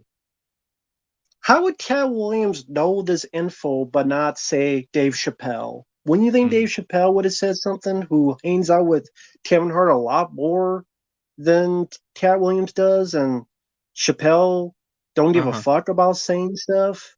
Yeah. And but Dave Chappelle doesn't say anything. But somehow Cat Williams knows this information. Somehow he knows. He must have gotten with his $4,000 jacket. He must have gotten the Uh-huh. extra ticket to the show. Yeah. He must have gotten that. So I did there you some go. research as well, Matt. A lot of these statements he's making, he's made before. This isn't a bombshell. This isn't the first time Yeah, he's ever said any of this. yeah. I mean, he ranted on Kevin Hart 2018 when the that one night school movie was coming out. He was making fun of Mm-hmm. he was making fun of the co-star Tiffany Haddish. So yeah, I don't give a fuck about Cat Williams. Yeah, Face on Love told a story about fighting Cat Williams and chasing after him. There you go.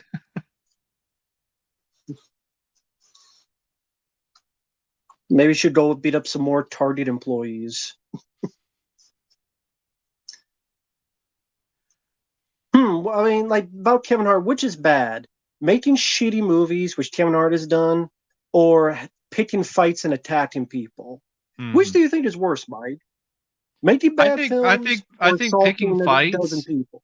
picking fights is worse. That's just me. Yeah, say. But hey there, Preminator, Onion Half for Sale, Gary Blow Jr. Hello there. I hope everyone's doing okay. People can believe what they want. I believe what I want. Mike believes what I he mean, that's wants. fine. I mean, that's Free if you country. believe what you want to believe, but I just any argument that depends on a massive statewide conspiracy with all of these parts working together, I call bullshit on. I'm sorry. I don't really think that that's plausible. There's too many things that have to Wow. connect together. That, so Uncle Bill was here earlier, and there comes CT. How you doing, man? We're doing all right. We're Hey. just people were just asking us about the news, the Cat Williams interview being viral and stuff, and I think he Yeah. sounds like a crackhead. But if people feel that way, that's fine. Like I said, we all have our opinions. It's a free country. Well, kind of free. The price is going up Oh, of yeah. everything else, but Yeah. it's my words so far are free. So, but how you doing, man? I don't watch the news. Life easier. Yeah, I agree. Yeah. I agree. That's best. Again, I just know it because people send me the stuff. I Mhm. usually avoid it. Uh, and before that, we're talking about 4Ks, Conan mentioning Mhm. Rampage, Leviathan, which I'm looking forward to. Um, Vander Syndrome. They didn't. I Oh, like yeah, I wanted to talk Southern about that. Comfort. Vinegar Syndrome's, recent announcements, like, Southern Comfort is cool, but, I mean, dear I can God, wait on like, that because I got the Blu-ray. I do like that Existence movie. sold out already, apparently. Which one? I Existence, the flesh, uh, slipcover version, it's sold out already. Hell is that? Existence. Oh, the David Cronenberg. Okay, Yeah. the shitty version of Videodrome. Okay, Yeah, it sold out already, which video I was kinda surprised Videodrome by. for video game shitty version of Videodrome. I'll just stick with Videodrome. It was yeah, it was, David Cronenberg coming back to, the sci-fi genre after years of not making a film like that. He hadn't written a film since Videodrome, and so his next film that he wrote was Existence, and I think it was just a lot of him copying and pasting stuff that he already did. Yeah, the Mar what? What's the March announcements? I don't know. That's why. That's the video. I haven't even. I know I got. about I know about their announcements for this month is very underwhelming. The Horrible Yeah, Doctor Hitchcock, the Forgotten Jolly Volume 6, Santet 1 and 2. is there a? Trying to see. Is Eh, there a? Black Cat 1 and 2, that might be I might be interested in that. It's like a two I think they're what Oh, is it? Two oh action yeah, the Shining films. remake. Oh Oh yeah. my god. Yeah. Yeah. I thought they already did Child's Play 4K. Oh, those are the sequels. That's the sequel. So Uh, like I said, the and remake. They're doing the remake. the Shining remake. Why? Yeah. Who gives a fuck I about the know. Shining remake? Who likes that movie? They want to see the HD version of the CGI shrubs. Yeah, the topiary animals and Steven Weber without his wings, Yeah. so to speak. Oh my god. And the Carrie remake. Like really? The Carrie remake? The remake of Terry. Yeah, the one with What the Chloe fuck Grace happened in the Moretz. street? Not even the Angela Bettis one, which is out of print, that they released earlier with the second film. Yeah, At this point, I'd I rather know. them just release the Rage Carrie 2 again instead of the Chloe Grace Moretz remake. And yeah, I know Stephen King likes the shiny remake, but that's Stephen King without cocaine, and that's the wrong Stephen King. We need the Stephen King with the cocaine, because at least he made Match from Overdrive, which kicks ass. Now Yeah. he just does this bullshit. Like, fuck the shiny remake. I don't give a fuck how close it is to the book. It's a piece of shit movie that what did he have a pogo no, I almost said pogo stick. The mallet? Yeah. How is that scarier than an axe? How the Yeah. I don't know. Also, it's a they're like TV 40 out. miniseries. It's a TV miniseries.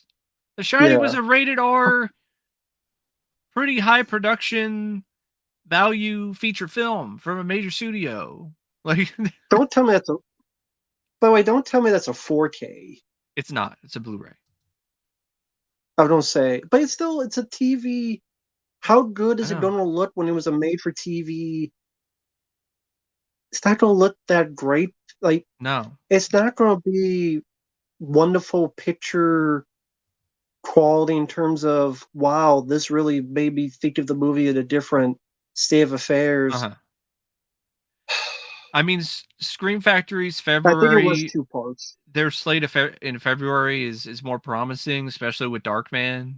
Like, I'm really looking forward to that. Uh, Because I love that film, um, and the Blu-ray is that's just good. so outdated in terms of that transfer. Um, Mm. I like the film. I don't need a 4K of it. I just that's cool. what the That's fuck fine. happened to that company, man? New ownership. Look at That's what happened. This is what's happening with all the these what? companies. Different ownership. Yeah, Scream but Arrow Factory with Video and Tino yeah. Lorber are doing better. Well, Arrow Video's Screen Factory is just Arrow Video is doing better in terms of like certain releases that they're coming out with, but they're doing yeah. far worse when it comes to customer service and you know the other aspects of releasing physical media, the quality control. As soon as they got bought out by Zavi, the company that you know, I don't think Mm. it was some other company that owns Zavi, but it's the same. It's the same thing. And there's just all these nightmares that people have dealt with in terms of customer service now with Arrow, which there's never the problem before. Because now they're run by the same people who ran Zavi, and yeah, it's But like unfortunate, but it is what it is. Screen Factory, Shout Factory, the one thing I didn't mind this year is just because I'm a sucker for the show is Elf. Mm-hmm. But You know what's crazy about that? You didn't even Jet Squad. necessarily have to buy that directly for that. You could have like, if I had known that I could just go to my Walmart and buy it in the store, Yeah, no. I would have done that. Yeah.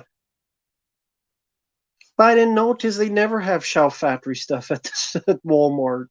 Yeah, I was well, like they're the only starting. Shout I Factory think people. they have a deal now with Shout Factory because I got a 4K steelbook of. For some reason, my camera, I'm frozen. I don't know what happened. What I'm was it dead. though? I don't Maybe you know. mentioned it. It'll mention Uh, Candyman 3 times. It'll change. um, Now's the Elgato. there we go. This So this what movie? fucking this fucking camera. Um, it was Coraline. Oh, okay. It was a stop motion animated film that Henry Selick did, and they had the steelbook for that, and they had the Carrie, the original Carrie. They're selling a steelbook 4K of that. Um, But the thing with Stream Factory is that, as other people have said, you have more and more companies come out of the woodwork to do their own brands of physical media because that's where it's going. It's yes. leaving the stores and going to these boutique Hmm. labels and exclusives. Yes. And that's where the future is. And because of that, now Stream Factory is going to get less opportunities. They're going to get less Hmm. chances because, well, this company will pay a little bit more because they're a bit desperate to get their line going. So if we get these bid tiles going, then they'll Mm-hmm. kickstart their dead beaten heart. Actually, it's not. It can't be Or beat if it's dead. maybe or Kickstart maybe their heart. the major studios, they're just like, well, we don't need to work with Scream Factory anymore. We'll just release it ourselves. Cut out the middleman. Yeah, that's why you haven't seen a Nightmare on Elm Street set yet, because the company's like, we want to do it. Yeah, We don't Warner know Brothers. when. We don't know when. We don't know if. I've We been just said hearing we're like doing it. rumors that Nightmare on Elm Street could be because an anniversary this year. And I'm like, I'll believe it when I see it. It's the same thing as the Peter Jackson early films on Dead Blu-ray or alive. 4K. One rumor I heard about Believe it Peter when it, Jackson and those movies though really worries me is the rumor that I heard is that he's going to be using the same company, Park Road, who did, the AI for True Lies. And I'm like, oh God, please, no. I don't want to see the Dead AI Alive. thing. I don't want to see Dead Alive finally get a 4K and it's fucking botched by the Park Road boys. The Fucking AI AI. stuff. Yeah. That's a rumor I've been hearing. Or Peter Jackson's buddy with James Cameron. So there you go. But that's the thing where it's getting tougher because the movies, the movies people, when I say people, I mean, I can speak for myself, that do want, you can't do because of rights or because Mhm. they can't find it. So I Mhm. can make a list of movies. I could say, Yeah. I would buy a Blu-ray of The Son-in-Law and In the Army Now with Pauly Shore. I would. I would get Night of the Juggler. I would Yeah. get, yes, Murder by Phone, Uh-huh. Slip Case Fellowshire. I would buy Murder by Phone. Yeah. I got The I got this right here. This is the Secret of Nim. It's a classic. This Blu-ray sucks. Like it's on Blu-ray, but this is not a good transfer. I think it's not even in the right aspect ratio. Like the only way to watch it in the proper aspect ratio is to mess around with a Blu-ray player that actually has a way to uh put it in the right aspect ratio due to programming that's inside the player itself. Otherwise, it'll just look cropped, and to me that's unacceptable for this film. Like this is a masterwork of animation by Don Bluth and everybody involved, and this deserves like a really great remastered is transfer. is that one was American Tail? Is that on Blu-ray? It is, but I don't know if it's probably an older master. There's a lot of these films. Right. And Kino's picking up the slack. Like Kindergarten Cop was a really just weak, just half-assed, mediocre at best transfer from Universal from way back in the day. And they're giving it, a nice remastered edition Who in is? 4K. Kino Lorber, Kindergarten Cop. So Is that out yet? I don't know if it's out yet. I think it's gonna be out. Um, Nice. That's a good one. yeah, See, there you go. I mean, yeah, look to those type of companies. I mean, I'd definitely go not long. I Vinegar mean, if I Syndrome. made a list, Like I'm not. I don't care about the horrible Doctor Hitchcock and $50 Daryl set and the Black I, Room. I want Summer Rental with John Yeah, Tandy. yeah. I Or want him. the I want to see in HD John Tandy talking about that motherfucker who's the Papa Smurf. You know, you see that you one? like this Smurfs? You see that one with the Papa Smurf? Kick the shit out of a guy with a red hat. You see You that want to one? see that You one? see it? I think Twins is on Blu-ray. I think. Yeah, it's got a Shout Select release from Shout Factory. It's actually a really Yeah. good release. Just someone was asked about. Yeah, Twins has a Blu-ray from Shout Factory. I hope that sequel never So gets made. I really do. We do not need Twins it 2. won't. They've canceled it. They've Good. canceled it Good. Thank because Arnold's God. like 70, 74, 76. It's pretty old, so I don't need ancient twins, Yeah. But here's the thing with Vinegar secret ancient Syndrome, aliens. I give them props for preserving stuff and for, coming through on a few titles here and there and giving films that haven't been released on any format, some new life, so to speak. Yeah, But Rampage. well, that's Kino Lorber. That's not Vinegar Syndrome. Well, Um, yeah, I mean, I'm just saying other companies yeah, that give. but Vinegar Syndrome, like they're just creating all these fucking sub labels now. Like there's even one Well, called yeah, VHS Shitfest. Like really? they're getting they're getting too big for their britches, and I think that they're trying to expand too much. But at the same time, people are buying it, so that's why they Yeah, keep doing it. I mean, yeah, people will buy the shittiest movies yeah. that they're never going to watch Look at Existence. because It's sold out. they get the number.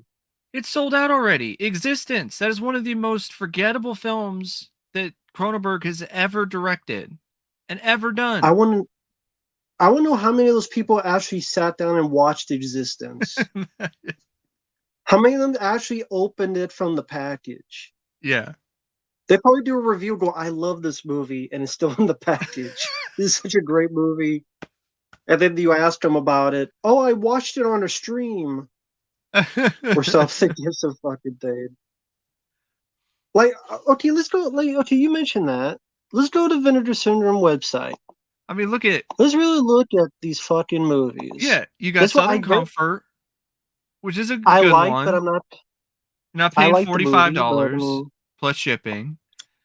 what There the fuck is Little Darlings? it's a film that is infamous because it deals with two teenage girls who have a fling, and it starred Christy McNichol and who the who is this, Tatum O'Neal, and it had never been released on Blu-ray or I don't even think on DVD, but it's a part of their art house sub label now, I'll cinematography or ask whatever the again. hell it is. Who gives a fuck about Little Darlings and what the fuck it is?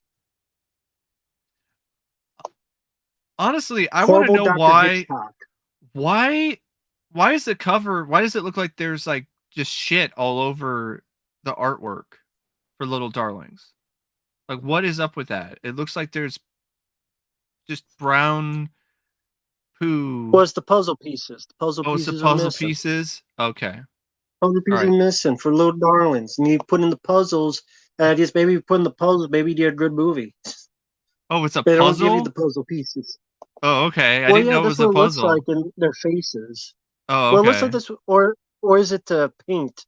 Maybe it Yeah, is. it's paint. Maybe someone shit on it. I don't know. My They guess they is saw they they saw the couldn't. movie. They were so excited they shit their pants.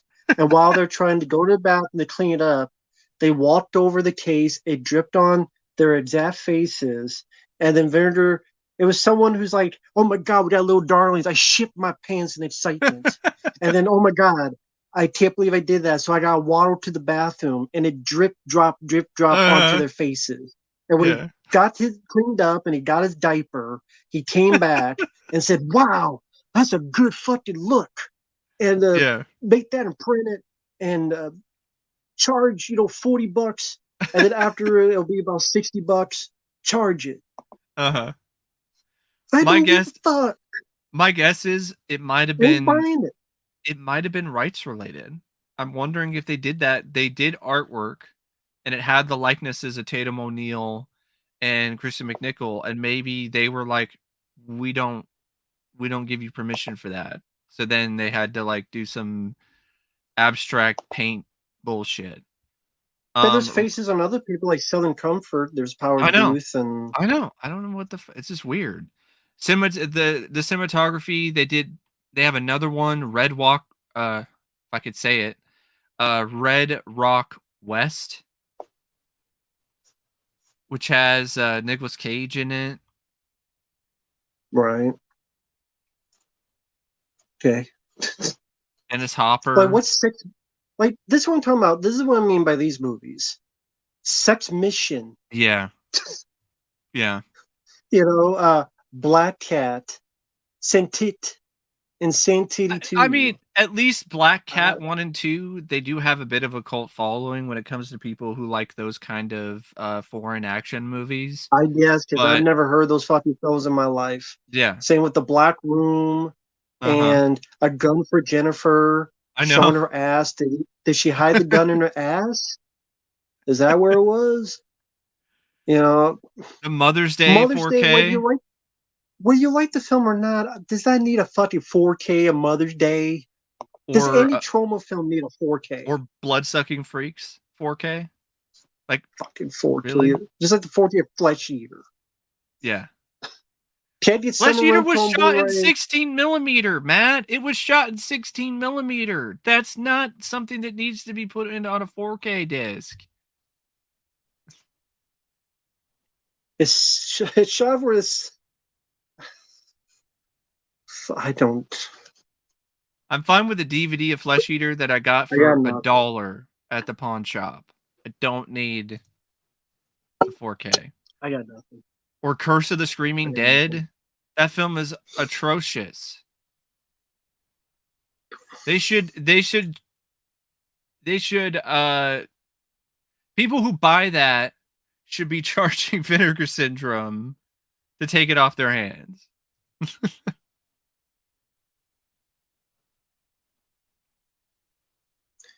I saw something here that Killer Condom. Yeah. I mean, if that's their investment, they're gonna be in for a rude awakening. I mean, well, that's not true. I take that back. There are people that they will buy it. Because there are people that if they missed out and they want to be Yeah. part of the in crowd, FOMO. FOMO. they'll pay criminal prices. So I Fear of take that back. missing Yeah, out. there are people that would do it. Yeah. They're missing out. They're not part of Yeah. the cool club. So yeah, there are people that probably do that. And Matt, then, there are hey, people you missed out. I Here's the whole follow. set. I I'm a part of different Yes, the collectors groups same on one. Yep. online, on like Reddit and stuff like that for 4K and other stuff. And there are countless posts about people like not buying a 4K unless it has a slipcover. I'm like, I don't give a shit. I don't care whether it has a slipcover. I don't Someone care. I'm not mentions gonna return the movie I bought from Amazon because it doesn't have a slipcover. Do not care. Do not give two shits. I'm not gonna pay some motherfucker $30 or $50 or more for a fucking piece of paper either off of eBay. someone mentions to be fair, Chainsaw Massacre was in 16 millimeter and that had a 4K. Yeah, To it be fair, did. It did, but that's Texas Chainsaw Massacre, not Flesh Eater. We're talking about two different right? levels of quality. Like Flesh Talent, Eater yeah. and talent. And yes, Martin is similar too. I think Martin was shot in 16 millimeter as well, if I remember correctly. I But didn't. I've heard a lot of bad things about the I have it. Martin. It's not really as bad as Yeah. some people are making out to be. It's not a film that really the 4K it doesn't really benefit or help a film like that. It already has this gritty sort of grainy look. It's always looked that way. And you Hmm. put it in 4K and then things just become a little bit more obvious. I think it's the best the film could possibly look considering, what they shot it with and everything. Um and I Texas didn't see Chainsaw it, so I can't Massacre, comment. that looks tremendous. Like Second Sight did an amazing job and I can't wait for their release of The Hitcher this year as well. If it comes out this year, it was supposed to come out last year. Well, I think what happened is there was like some sort of delay or whatever, and they explained But they don't it. say anything. That's the thing. Well, Second Sight did. I think they said something. They said something on social media and explained the situation. Um, I thought they just said, "Hey, it's looking good." They didn't. They also didn't. I don't think they also. I don't think they ever announced a clear release date. There was no Well, pre-orders there, or it anything. seemed like the way they made it seem like it was 2023 though. I will say the way they That's spoused it on that's the. what I thought about last year when I talked to a guy um about the Abyss and Well, True see, Lies. he wasn't the no. They need the AI. That's his problem. That's why he was wrong. They need the AI they need to chat with the AI to Yeah. fix those Yeah. movies. So they would have come out, but they need the AI touch. That was Mhm. his issue. He didn't Yeah. talk to the AI computer. They didn't talk to HAL 9000. No. No. Not at all. Yeah, a lot of people didn't like the Martin set. I've heard. I mean, I've heard bad things about it. I didn't see it. I can't comment on it.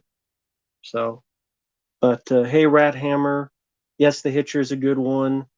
Uh, I think Mike will be getting the Leviathan 4T. I don't know about I right already away. pre-ordered it. I already pre-ordered it on Oh, okay. Amazon. Well, I Like Amazon hope tends to that pre-order be works. they tend to be more reliable with Kino Lorber releases, I've noticed. I haven't had as many issues with Kino and them not having enough in stock or something. Well, Dave this is a tough Chappelle, decision. like This is a tough decision. Oh man, do I like to live or do I like to not live? Would I like to breathe or not breathe? I think Dave Chappelle is for the win. yeah. Dave Chappelle has more talent on his dick than Cat Williams does in his whole 2'5" body. I don't think Dave Chappelle would get the shit kicked out by a 17-year-old No. and would expect people at Target. So But Dave Chappelle easily. yeah.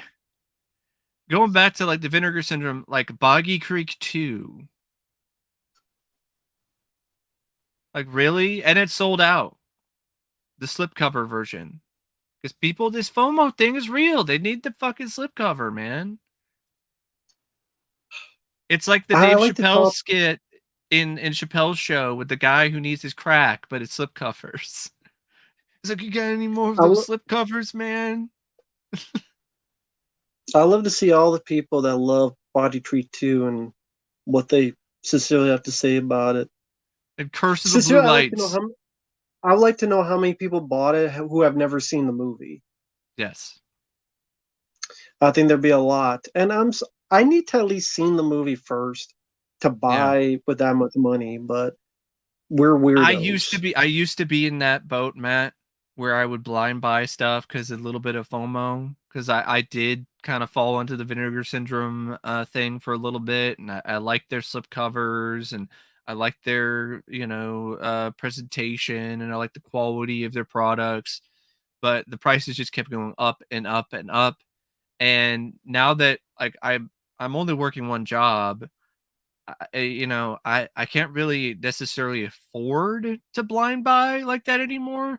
And also, I've realized after buying all this stuff, I still haven't watched the majority of it as of right now. So why the fuck do I need to spend that much money on films I might not even fucking like to begin with? So I'm not blind buying as many things anymore, unless it's from like a Kino Lorber sale during the year, because their sales are still some of the best in the business. You actually save money.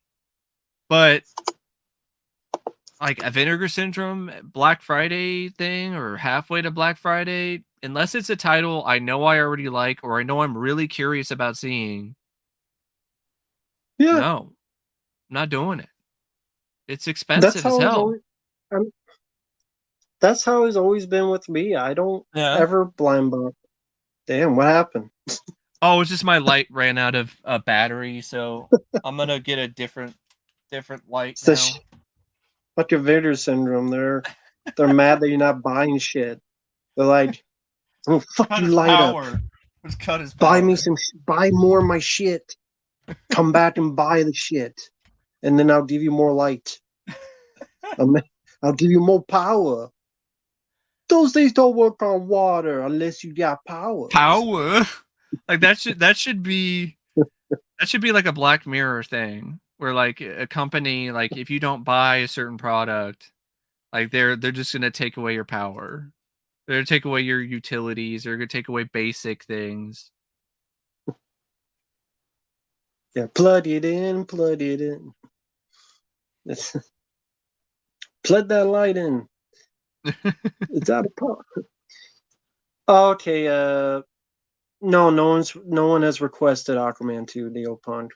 And okay, so that's the director of the new Star Wars that wants women to be the lead in Star Well, Wars, which here's we the thing. already had that. Yeah, It's called Carrie Fisher. It's here's the called thing. What Leia. she said, I don't think she's entirely off base because there has not been a female director, but who has directed a Star Wars film yet. But Yeah, but who it's just gives a fuck about that? exactly that's what I'm saying. You're just putting too much of an emphasis on such a minor thing to me. So Don't who they gives a shit? yeah, Care if the movie's good.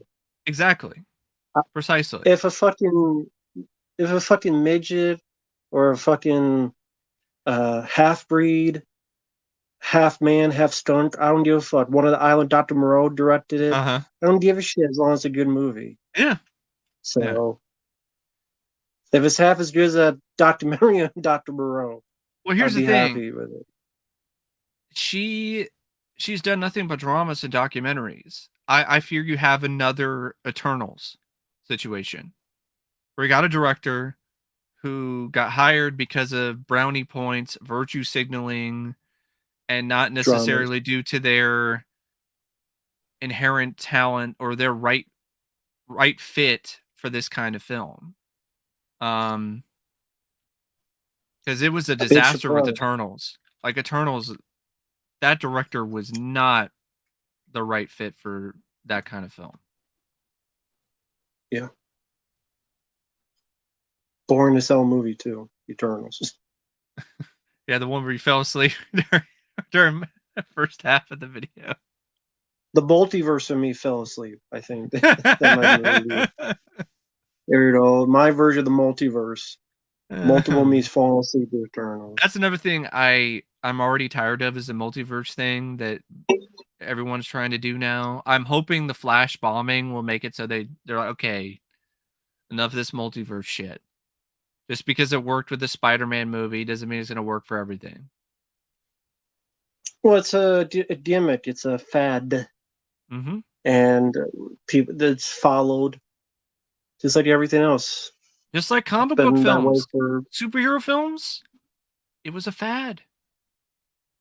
It's starting to not be as popular anymore. People are getting tired of it. It's not as trendy. Yeah, we'll see how Deadpool 3 is, because that's really the only superhero. Well, Yep.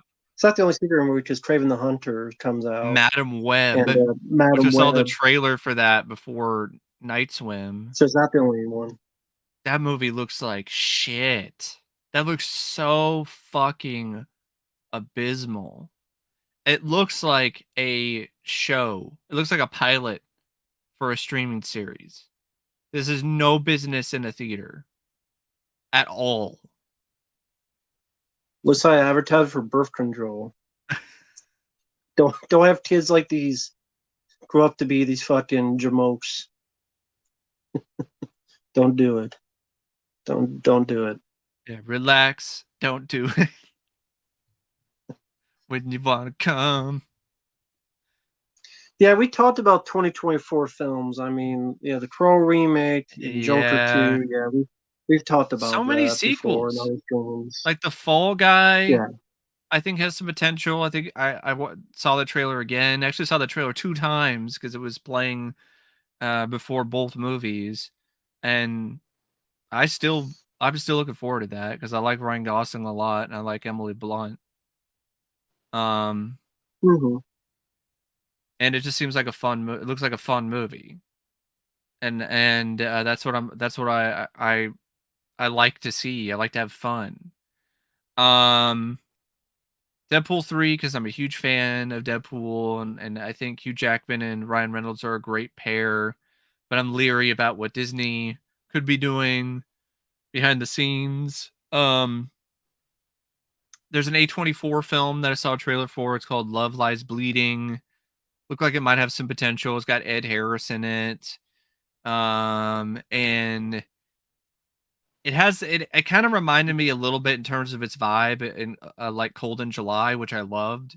So it kind of has that Taylor Sheridan sort of indie thriller kind of vibe. And I thought, okay, all right, that could be interesting.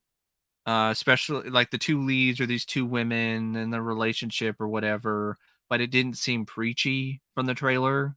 It didn't seem like it was Mm. pretentious. It just seemed like it was just, oh, they're just two women that, fall for each other. One's a bodybuilder and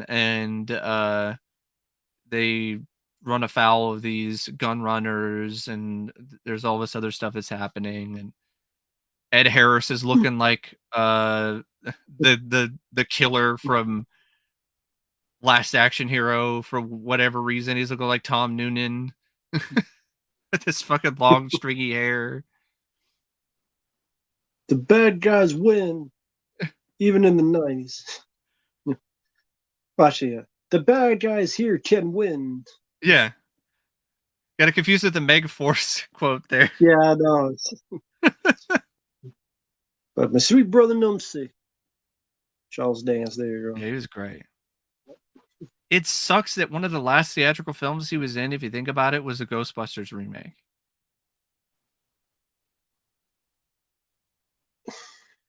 Yeah. Uh, yeah, I can remember. Yeah. But, I mean, there's still time. He's not dead, right? No, I don't think he is. So there's still time. There's still time. Give him in a better movie. Uh, no, Mike has not seen Ferrari. That looks boring. It looks some of those films. It's like, why should I give a shit about this rich fucking asshole who created Ferraris? Like, I don't give a fuck. I don't care. You know? I just watched Ford versus Ferrari, which I liked. Yeah. I still need to see that one, but I do have the 4K. That's a good It one. looks Ford it versus looks good, Ferrari. but it has the same problem that a lot of Disney 4Ks do. Their Atmos is quiet. I don't know what their Hmm. issue is. Their Atmos coding or whatever it is. Like it just sounds quiet, and that the Atmos is not supposed to sound like that at all. I shouldn't have to turn the volume up way higher than I normally do with an average Atmos track, but I tend to have to do that quite often with Disney releases for some reason. And no, we didn't see Rebel Moon. It looks like shit. Star Wars, Battle Beyond the Stars, heavy metal, all wrapped up into one burrito of Zack Snyder's shit bullshit. sandwich. Yeah. What? Here's a one-word review for Rebel Moon shit sandwich. Is that really one word though? No, I mean It's it, two it was words. the two. It was two words. I was trying to quote. I was trying to I'm quote. like, This that's is not Spinal one Tap. word. Oh yeah, the 2 word review, shit sandwich. There you A go. two-word review shit sandwich. I haven't seen Rebel Moon. Let's see. Did you hear there's a different version? I Like there's the edited version that's on don't give a Netflix, and then fuck. there's some How director's about a cut. version that doesn't exist? Can I have that version so I never see it? How about a version that doesn't exist? Yeah. How about that version? How about a version How that about the doesn't version that's suck? that How Zach? about that? How about the version that Zach retires and not making more movies? Can I watch that version of just Thin Air that he doesn't direct I've heard because I'm people, tired of his Matt. ass? I've heard people compare Rebel Moon to Jupiter Ascending. Great, great. So in other words, awful.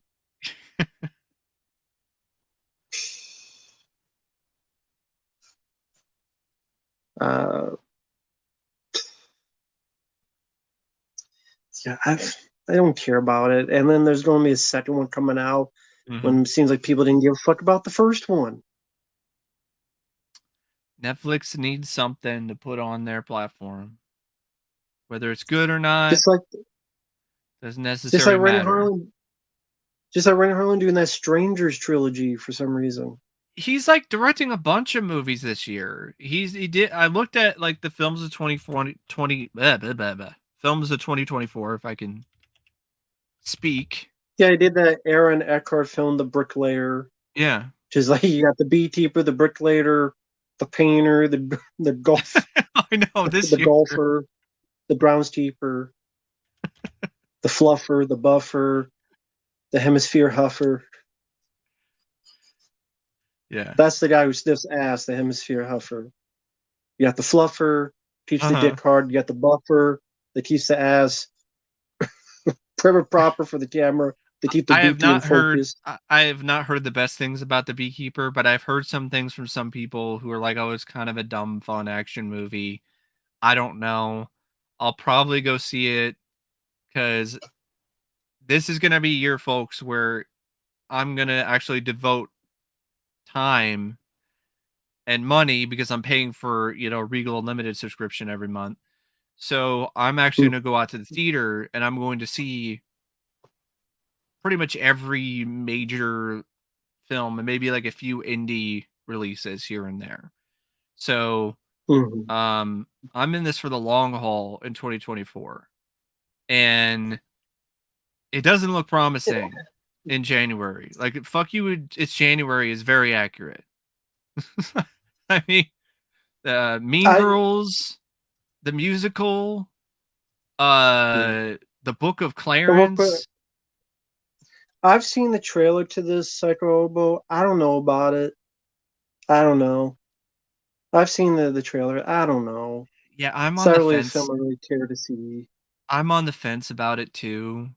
But since I'm seeing pretty much everything and it is Yeah, kind of intriguing to me, I'll probably see it. Um, but I'm worried it that just seems like there's something gonna that be a could lot of controversy, could spark some nonsense, and I don't know that about could be that. preachy one way or another. I mean, it would Yes, have to be. You would think yeah, the concept would have to be some kind of preachy about some political shit. And I hear enough of that shit. With mhm. people trying to do it on Twitter and Facebook and whatever, and I You want to just talk about preachy and pretentious? Saw a trailer for this movie called Origin. Looked like the most pretentious fucking movie imaginable X-Men about Origins. that. I'd rather watch that than whatever the hell this is, because there was a trailer for this that came out that played before Iron Claw, and I was just like, this looks like the most pretentious film ever made. Like it's all about a woman who was writing a thesis.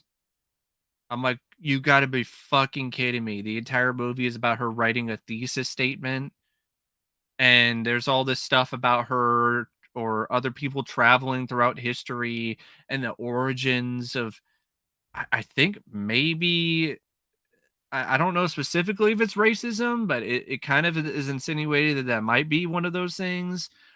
And it's so on the nose that there's literally a guy who's wearing a Make America Great Again hat in the trailer. I'm like, Jesus Christ, what is this shit? And of course, it has all these like positive reviews, like, oh my God, it's the most thought provoking film in years. And I'm like, it looks like the same shit to me, different day. None one of those films that's just pretentiously pontificating about how much we suck as a society. Great. Yeah, The Beekeeper, ISS, which I saw a trailer for when I went to the theater. Okay, it looks like something that's just dumped on a streaming service. Like, why is this What getting do a you say? theatrical ISIS? release? No, ISS, the International Space Station. I'm gonna say ISIS. No, that's a different So thing. in a way, it's ISIS. ISS, The, ISIS. yeah, the ISS, ISIS and it's another film that takes place in is in the future where there's a bunch of people on the International Space Station, Russians and Americans. They're working together, fine, but then there's an attack. There's a war that breaks out on Earth below, and now they are both getting different commands from their countries to take over the International Space Station. And so it's like this Russia versus the US thriller in space. But what's going on Earth? It got the nuclear war. That's basically what it looks like. So don't you think they'd have bigger problems than what's happening on a fucking space station? Like, I is that know. going to be the cheer nuclear war? I know. There's a nuclear war, and their first idea is, "Oh my God, what's the space station going to do?" Why would he give a fuck? I know. They wouldn't be thinking about them for like a month, at Uh-huh. least. They'd be like, "Oh shit, there's a nuclear war. How do I live? Where do I get food? What about my family? Where am I going to get water? Where am I going to Mhm. live? Where am I going to get power? Where am I going to get internet?" Yeah. You know what? They're not going to give a fuck about a space station unless there's fucking weapons. I Well, know. there's already nuclear weapons, so what more do you do? Yeah. So why are they worried about fucking space? Why? I know. Explain to me, chat, please. Explain to me, please, in the chat. If there's a nuclear war, would your first thought be, "What's happened to the space station?" Please, chat, help me, please. Explain. Be a culpa, please. There's people in the chat, please explain. I'm too dumb to understand. I'm too stupid. I'm too dumb. Did you hear about the Dolph Lundgren movie Wanted Man that I guess he directed and wrote that's coming Yeah, it out? looks very, very forgettable. Mhm. I mean, I love Dolph, but he's very, very old. Mhm. I get it. Do work to help pay for the bills that got you fixed from cancer. I Yeah. get it. Good on that. But he just, I hate to Yeah. say, he's just too old. Yeah. No, Uh I don't hear about. No frame of frame. Never heard of a game Atomic Heart. Nope. The Underdogs. Apparently this was the film with Snoop Dogg, the sports movie where it's basically the Mighty Ducks but R-rated and with football instead of hockey. That's really what it is. Right Yeah, down to it's him Snoop Dogg. Yeah. getting a community service punishment of having to coach these kids. Hmm. Apparently Snoop Dogg and his production company, they had plans to release it theatrically, which I'm like, that's a joke. And they're trying to say that the only reason why it didn't get released theatrically sometime last year is because R-rated comedies weren't doing that well. And I'm like, no, I think it didn't get released theatrically because nobody wanted to release that shit in the theater. They're like, this is not going to make money. This shit is literally just a streaming service film. Like, this is streaming service fodder. This isn't shit to release in the theater. Argyle, the Matthew Vaughn movie. Finally saw the trailer for that. I'm like, so it's another spy film. Okay, all right, whatever. And it's like a spy version But of Romancing the Stone almost because it's about this writer mm, of spy novels and but Argyle how from Die Hard. I wish, but it's not. It's The repercussions of Argyle's a limo driver. Argyle's is a fictional spy, and apparently there's going to be scenes that are from the novel, but they're not real, and they star God, what's his name? Henry Cavill, and he's got this Yeah. fucking flat top haircut. I'm like, what is this? The fucking isn't this supposed to take place now? Like, he looks like he's a recheck for the 80s. What is this? This flat top Mm, haircut, which is clearly a wig. But it's all mm, right. That's the least of the film's problems from what I'm seeing in the trailer. It just looks generic to me, like incredibly generic. Not anything really mm. that special. this whole plot about how these other like evil guys who are into espionage and stuff involving world politics and so on, they want her to write the next chapter because all of the stuff that she writes somehow happens in real life. Like it's like she predicts the future. Um and Sure. Sam Rockwell's in it, and he looks like he's having some fun. It is kind of cool to see Sam Rockwell like in a movie as a kind of a lead. He's really the co-star alongside with Bryce Dallas Howard, because Henry Cavill's character isn't even really like the real spy. It's Sam Rockwell. And yet, and yeah, Justin Mike knows about the RoboCop video game for PS5. He knows about it, but hope you're Yeah, I doing want well. to I'm saving up because I need to get a controller. I'm going to get like a regular Xbox One controller, and those aren't too expensive, so those are fairly affordable. And I want to get a capture card so I can, capture the gameplay footage and everything and so on. I probably won't get a console.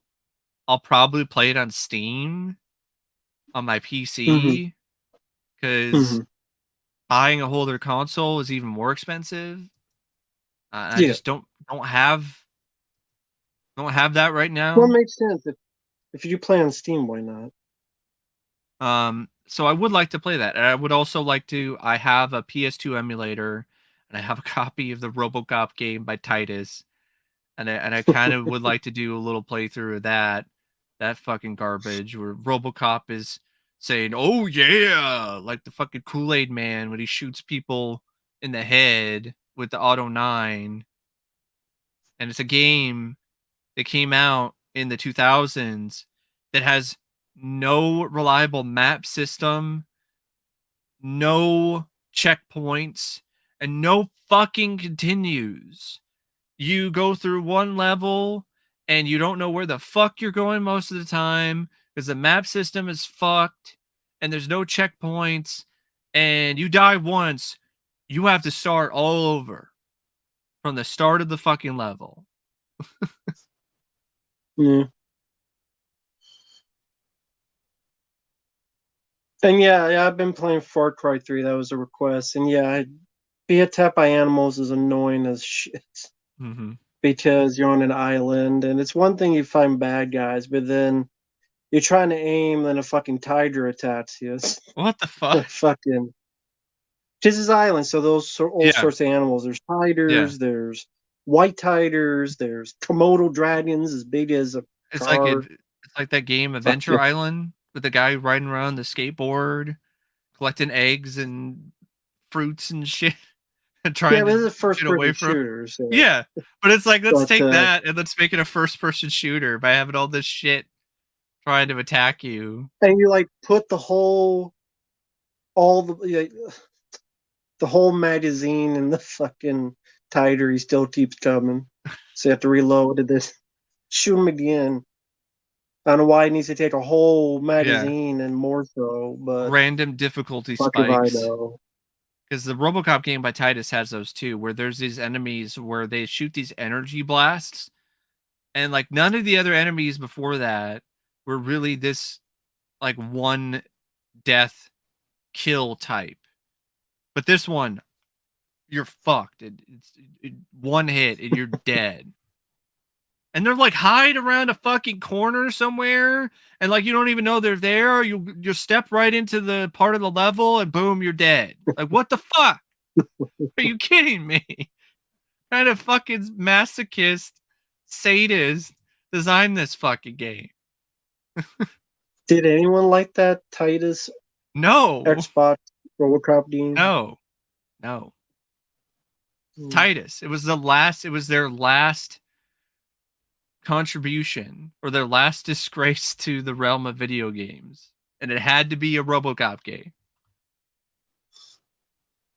I know I don't think Mike has seen Black Dawn with Steven Seagal. I don't know if he's seen that one. I I know haven't you've seen seen that Attack one yet. Force. Yeah, Attack Force. I'm gonna stop the spread of a deadly virus by blowing up a computer with a fucking hand grenade. Yep, that's Attack Force. For those who have never seen it, again, it's like there's a bomb that's going to go off and release this stuff into the water Uh supply. huh. Usually, you have to disarm it from the computer, to disarm codes. No, you could just throw a grenade at the computer, blow up the computer, and then supposedly everything's fine. Yeah. And Seagal walks away and doesn't think about it ever again.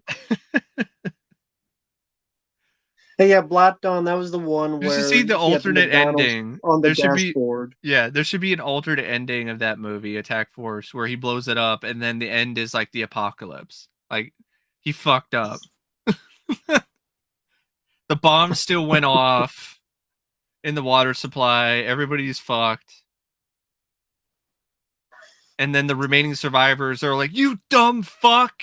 You killed us all, you son of a bitch! Sponsored by Burger King.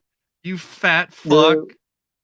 The Hey there, Zarathustra. Uh, Gozer's asking, what's the best and worst experience you've had at the Hollywood theater? Oh, Hollywood theater. That's Um, what he asked.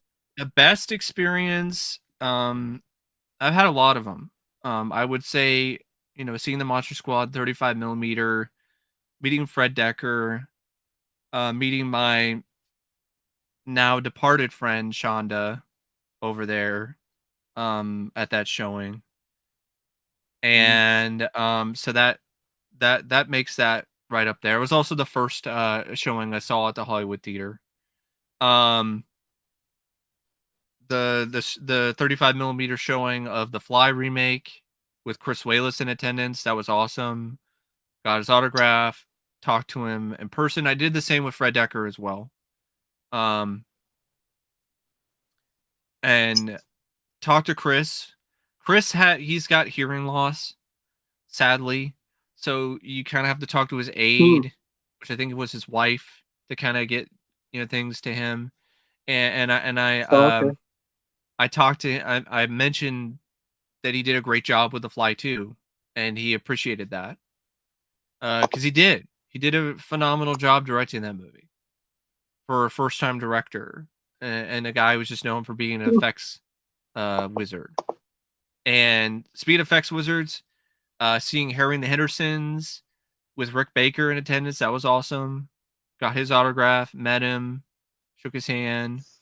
Um, Seeing Friday the 13th Part 7, The New Blood, at the start of the year at the start of the year last year, um, with Kane Hodder in attendance. That was a blast. He was even commenting on the film as if he was Jason, which was hilarious. He's there in the audience. He's like, "Run, bitch, run." Um, in terms of like, it was also fun to see double features and stuff like that, like Creep Show and Cat's Eye and the Indiana Jones trilogy in 35 millimeter. Worst, I would say like when I saw Nightmare on Elm Street, the first film and the second one is up there. And the reason for it's not because like the the screening was a disaster or anything. It was the people at the show. Hmm. Because when Nightmare 2 came on, people started riffing on it. People were drunk. They were clearly inebriated at this point. They're dropping bottles on the floor. You hear them rolling down the aisle, doing the commentary about how gay the movie is, all this other shit, Hmm. and it it, it just took me out of it. Like it wasn't fun to me because I'm like, I think that film is so much more than just a gay Nightmare on Elm Street, so that shit just annoyed the hell out of me. Um, and Aliens wasn't bad. It wasn't a 35 millimeter print. Um, but the conversations from a bunch of fucking hipsters afterward definitely annoyed me. Talking about how it sucked, it was overrated, and the effects were shit, and it was campy or it was corny, whatever the fuck. What Um, movie? Aliens.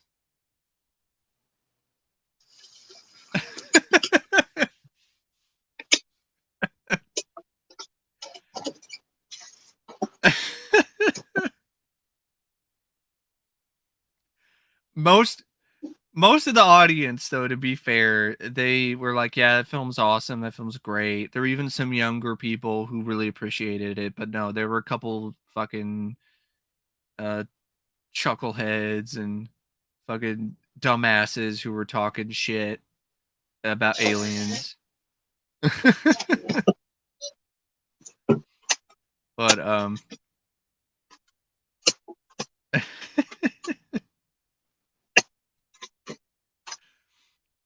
oh man.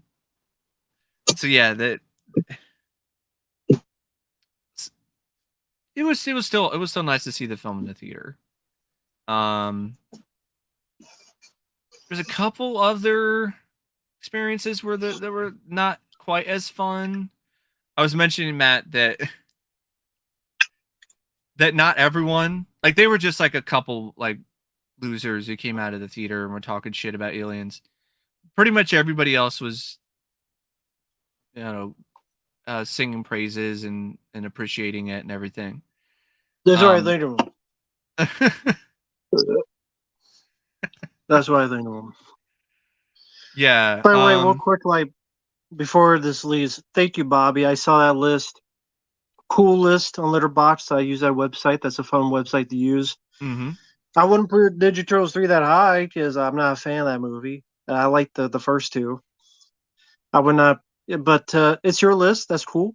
Mm-hmm. And a lot of good movies on the list. First Yeah. four Rambo films, first couple Ninja Turtle films. So that's a cool list, Bobby. Thank you, man. So in terms of other, Also, like, my second thought on those guys.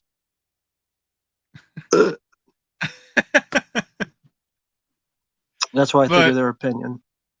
I yeah. shit on their opinion and their Cheerios, and they can feed on it. They didn't eat shit. You know what's cheesy? Probably the asses that they munch between yeah. themselves in the backseat of their car when they're driving home to their fucking toilet of a home when they suck each other's cheese encrusted dicks. So Yep. fuck them and their virgin asses. Fuck them. Now, now, in terms of any other, like, experiences that They weren't suck dick. necessarily They're ideal a piece of shit. at the They're a piece of Hollywood shit. They're a piece of Theater, shit. I would say, not knowing until last minute that Joe Dante was not gonna uh, accept any autographs was kind of lame. That was disappointing. So it was a showing of Why? the Burbs. All of a sudden, it was just like, no, he's not staying after a show. He's not doing anything. He was just basically took some questions after the movie and then was just like, peace, I'm out of here. Every other guest that had come to the theater at that point would stay after the show and sign autographs for fans. Joe Dante was just Yeah. like, no, I'm not doing that. Fuck you. Uh Maybe, I guess maybe he had some other plans. I don't know. I don't know the full details, but it was just basically one of those things where they were like, "No, he's not staying after the show. He's not doing that." Um, I still asked him about Inner Space, and it was he definitely still really appreciates that film, despite the fact it didn't do that well.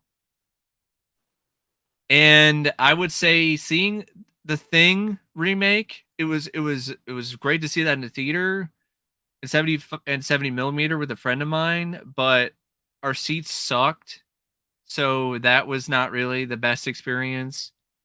It had nothing to do with the film. It was just like the seats were off in the corner somewhere and like near the end of the theater, and that I just I honestly hate watching films in the theater, like far off on like the far left or the far right. I hate that. So that was distracting for the entire time, and I didn't get the full scope of the 70 millimeter presentation. But yeah, overall And good experiences. and thank you, Bobby. Oh, okay, it wasn't a rank. It was just okay. It was just a list of the movies. Oh, that's cool. Well, then you see, you have Raphael and Rambo, but then you had Cobra on that. So that's what I was a bit confused by. But hey, all good. Well, not all, but because Rambo 5 wasn't that good. Mhm. Ninja Turtles through it. But hey, if you're listening, but hey, that's cool. I mean, I use Letterboxd. It's a good website. It's a good website to use for lists. You can also rank them as well. You can put Yeah. how many stars, 3, 2, 5 Yeah. stars. It's cool to have because like it's easy. Like if I go, okay, what did I like this year? I could just go on Letterboxd and Mhm. see it, and then it's like a easy way for me to go, Years okay, those are the films ago, I saw this year, and I that's how I made rank them. lists I made lists on Letterboxd with all the 80s horror films. So it's really easy for me to Yeah. just go to my Letterboxd account if I do decide to do that again. And speaking of like the, 80s horror films thing, cuz I've been thinking about that and I have more free time now, and I'm thinking about doing something different with that concept for a potential book and just personalizing it and kind of making it like this cinematic journey, so to speak, like writing it from like the perspective of it being a challenge to see all these movies in 1 year. I think that could be fun. That could be a fun thing to write about. And then you have like I have my thoughts on the movies as well. But then I can, also talk about different subgenres of horror, mention my thoughts on them throughout, because I don't want it to Yeah. just be like a just generic guidebook. Because I Yeah. want to personalize it more and make it my own. So Makes sense to me. that's kind of what I have in mind. I also I would love to do. I'm definitely gonna consider doing some scripted content for my channel or for the new other channel that I just created. And but I'm still trying to think about what exactly I want to do. I do want to do like stuff about box office bombs, and I'm thinking about something about the string of pirate movies that bombed from the 70s, 80s, and 90s. Because I think that's really Yeah. interesting because it was 3 consecutive decades of high profile flops in that particular genre. You have Swashbuckler Pirates by Roman Polanski of all people, Yeah, there's a question there. and Question there for you. yeah, see all the There's horror a films question 80 there to for you. yeah, see all the horror films from 80 89. Does that include foreign? Some foreign? I can't. It's a massive undertaking enough as it is. I mean, it's hundreds of films. I've tallied it up. It's hundreds of movies. In the tail end of that decade alone, because you're counting all the direct to video stuff, uh that's hundreds just by itself in like 87, 88, 89. And then when you get to like the other day, it's a lot. It's a long list. And if I added all of these other foreign films to it, it would be almost an impossible undertaking. Um and it already is a lot. But it's something I want to do. I do. I want to eventually see them all for better or worse. And I would there's this book, this guy, I think it was Nathan Rabin or some other, I might have been him or might have been another guy. He wrote a book about like he watched a movie a day for 365 days. That was his year in movies. And so I thought, that would be interesting to do from the perspective of like an 80s horror film Hmm. marathon or realm, so to speak. Um, because it's an undertaking. Like it really is. It's a lot. So, someone Total Meltdown 2 was asking, do you think you'll do any more commentaries in the future? It They're depends. asking you If that. somebody requests a commentary, I'll take the time to do it. I know Matt here. He requested some reactions to some TV intros, so that's going to be coming in the near future, which I'm looking Yeah, forward down the to line. Yeah. because I think that's that's a fun idea because there's a lot of shows I've never even heard of, more than likely, Yeah. and there's a lot of shows out there that some of them they only exist in the intros. Like the only like surviving bit of media of some of these TV shows is an intro on YouTube. Like the Yeah. rest of the show gone, never aired again, not available Hmm. anywhere. And some, thanks to YouTube, they'll pop up like Yeah. Roomies Hmm. with Corey Haim and Burt Young. Wow. Someone uploaded Okay. all the episodes, like the eight Uh huh. episodes on YouTube of Roomies. Yeah, the lost media stuff is fascinating too. I did a couple videos on that. That would be a fun thing. That would be fun to maybe try to revisit that in the future as well. Because I do still have like a list of stuff that I got from the lost media wiki, which I thought would be kind of fun to talk about. Um, Yeah. No, I haven't seen Reacher the show. I haven't seen that. I've heard about And it. then, I like Jack Reach. I like the Tom Cruise film. I know it got a lot of criticism from fans of the novels because Tom Cruise is too short. He's not their ideal Jack Reacher. Um, but it is what it is. Kind of off topic, Matt. But I'm just curious about your thoughts on historical inaccuracy and how much that affects your enjoyment of a film, or how much you think how it affects your vision of how good or bad it is. Because I watched Pearl Harbor again.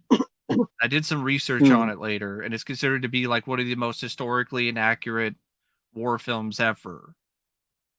right. And and a lot of people just absolutely despise it just for that reason alone.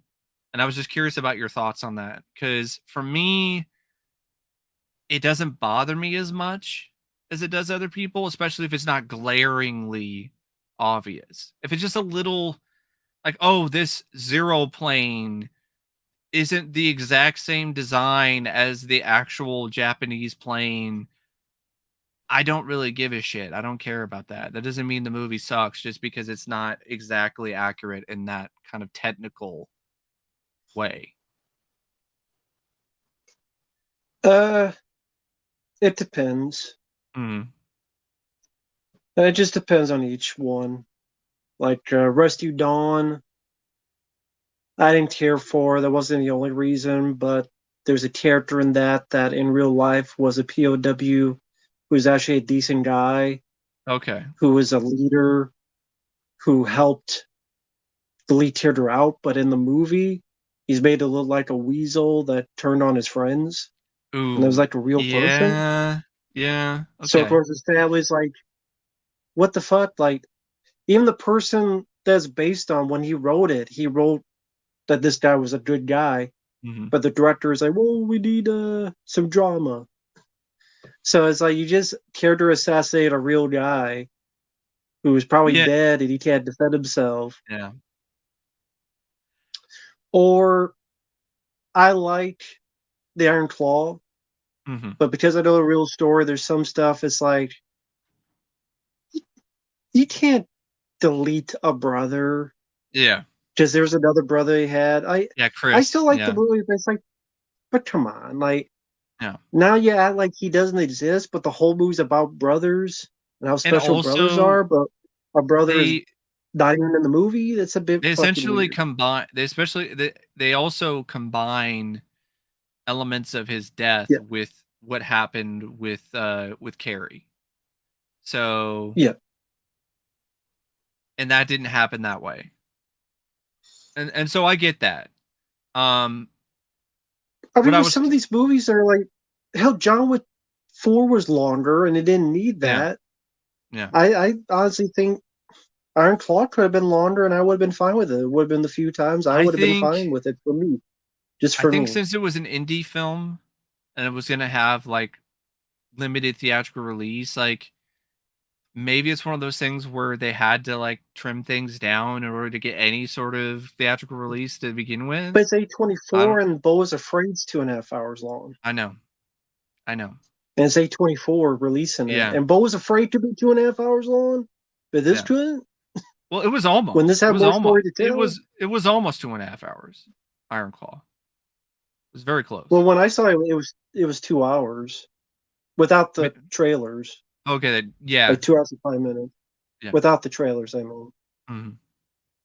But yeah. Without the trailers, that was 2.5 hours. Beau was Afraid. Yeah. And it's like, can you switch that? Can Beau was Afraid be like 5 minutes long? Yeah. Fucking uh, I agree with you on that. I do. It's the technical like little things that I'm like, who gives a shit? Like, are you kidding me? If you want that, go watch a documentary. Like, it doesn't mean the film sucks because it's not technically accurate right down to every little detail when it comes to like the gun that that the soldiers used or the fucking design of the plane. Like, come on now.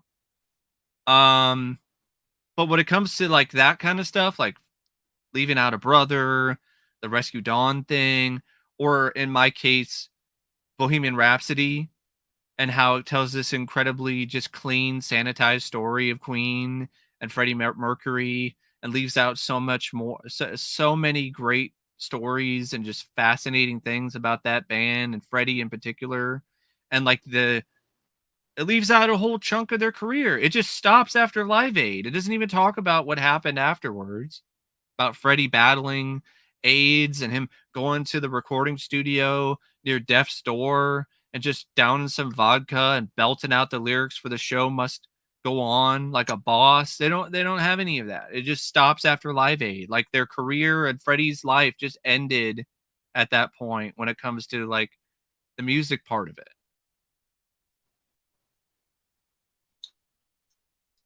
well, I mean, if you have a big enough budget, you do a little. They could do a little bit more research then if they have the budget for it. If it's a low budget thing, they Yeah. could let things slide. But if they have Yeah. like over $100 million budget, they could look a little bit in the Yeah. in the details. Yeah. Well, thank you, Justin. Speaking of historical inaccuracies, I don't know if you've seen clips of. No, I've never played the game. Call of Duty historical inaccuracies hurt my brain. I don't know what they are because I've never played it, but it's. I've heard. I think Silver Wings. He plays a lot of video games. He's mentioned the same thing. There's a lot of inaccuracies in terms of like guns used, Uh-huh. things of that nature. I think Yeah, if it's that I've heard with that franchise, that's a lot. yeah, I wouldn't know because I'm stupid on that. if So it's it would go fun, by me. if it's It would fun, go by me. if it's like fun to play or it's a entertaining enough film, even if I knew about some of that stuff, it really doesn't bother me. That's just kind of how I am. And also with some of the Mhm. historical inaccuracies in some instances, even with the story, I realize that a lot of times with these biopics, they're inspired by true stories. They're not necessarily completely beholden to what actually happened. Um, the Iron Claw is one of them. It even has like an opening that says inspired by a true story. It doesn't even say based on a true story for that reason. Um, so, and I think in some ways, in order to tell a compelling narrative and a compelling story, like sometimes you have to, you know, take some creative liberties. So I don't necessarily have an issue with that most of the time. But Bohemian Rhapsody, I do because I just think that movie sucked. It was such a great story, and they just didn't even tell half of it. I mean, they only told half of it. They didn't even tell the full story. Right. I mean, I'm so stupid on that stuff. I wouldn't even notice half that stuff. So, I would say one thing that was well, very noticeable about Iron Claw in particular is that awful Ric Flair impersonator or actor, whoever the that hell. was the worst thing in the movie. It was. That movie was so good. And like I had no complaints. Even got the Sam Whitemoon from Creepshow 2 as the dad. And that wasn't even distracting, even though I recognized him. And I even was like, one more step and blam. Because it's the same guy, Holt McClaney. And then you get to the Ric Flair Wait, scene. is that the guy from Creepshow too? Yes. Yes. Sam Whitemoon. This hair, the His guy's hair's like gonna get. this hair's gonna get me paid and laid. Yes. I didn't know that was him. Yeah, that was I've him. seen him in other stuff. Yeah. Wow, I didn't know that was him. Okay, Yeah. but go ahead. So even that was like, okay, yeah, I know it's the guy from Creepshow 2. But then you get to the Ric Flair bit. I was like, oh my god, I cringed. I was like, this is a So did really I. good film up until this point. And you're like, oh my god, like really? Like everyone else, Bruiser Brody, perfect. The guy who played Harley Race, great. Like just everyone else that they got fit, looked like the wrestler. You got it. They, Didn't seem they like should have got they should have gone Jay Lethal. or Will Sasso, because Will Sasso does a great Ric Flair impression. Because he has this podcast he does called Dudesy with this other guy, and he does all these impressions during it, like his Arnold Schwarzenegger impression and Robert De Niro and Al Was it better Pacino. than the guy they got? Yeah, That guy, he was. I don't know what he was trying to do, but he I was don't not know Ric either. Flair in the slightest. Not even in physique wise either. He was a fucking No, beanpole compared to Rick. I almost want to I see don't know Ric how you. Flair's thoughts. Like, has Ric Flair seen the movie and did he see the guy who played him? I just don't understand, like, why the director people look at that and go, "That's good." Yeah. I don't understand that. I think that's also the reason why you didn't see the match between him and Carrie, and they just cut away because they were like, "Yeah, this guy sucks. We can't actually do this But you see match." the other one, I know, but they were like, "That was enough. We can't have two matches with this fucking poser. which, It's by the already way, it's already difficult let enough as me it ask you a is." question on that. Someone Mm-hmm. tried to explain it to me, but I'm still a bit confused. Spoiler for those who haven't seen Iron Claw. Remember the scene where after some deaths, Zac Efron is with Ric Flair. Mm-hmm. It's like he's losing and shooting, but then he's not shooting because they go to the back as if that was supposed to happen.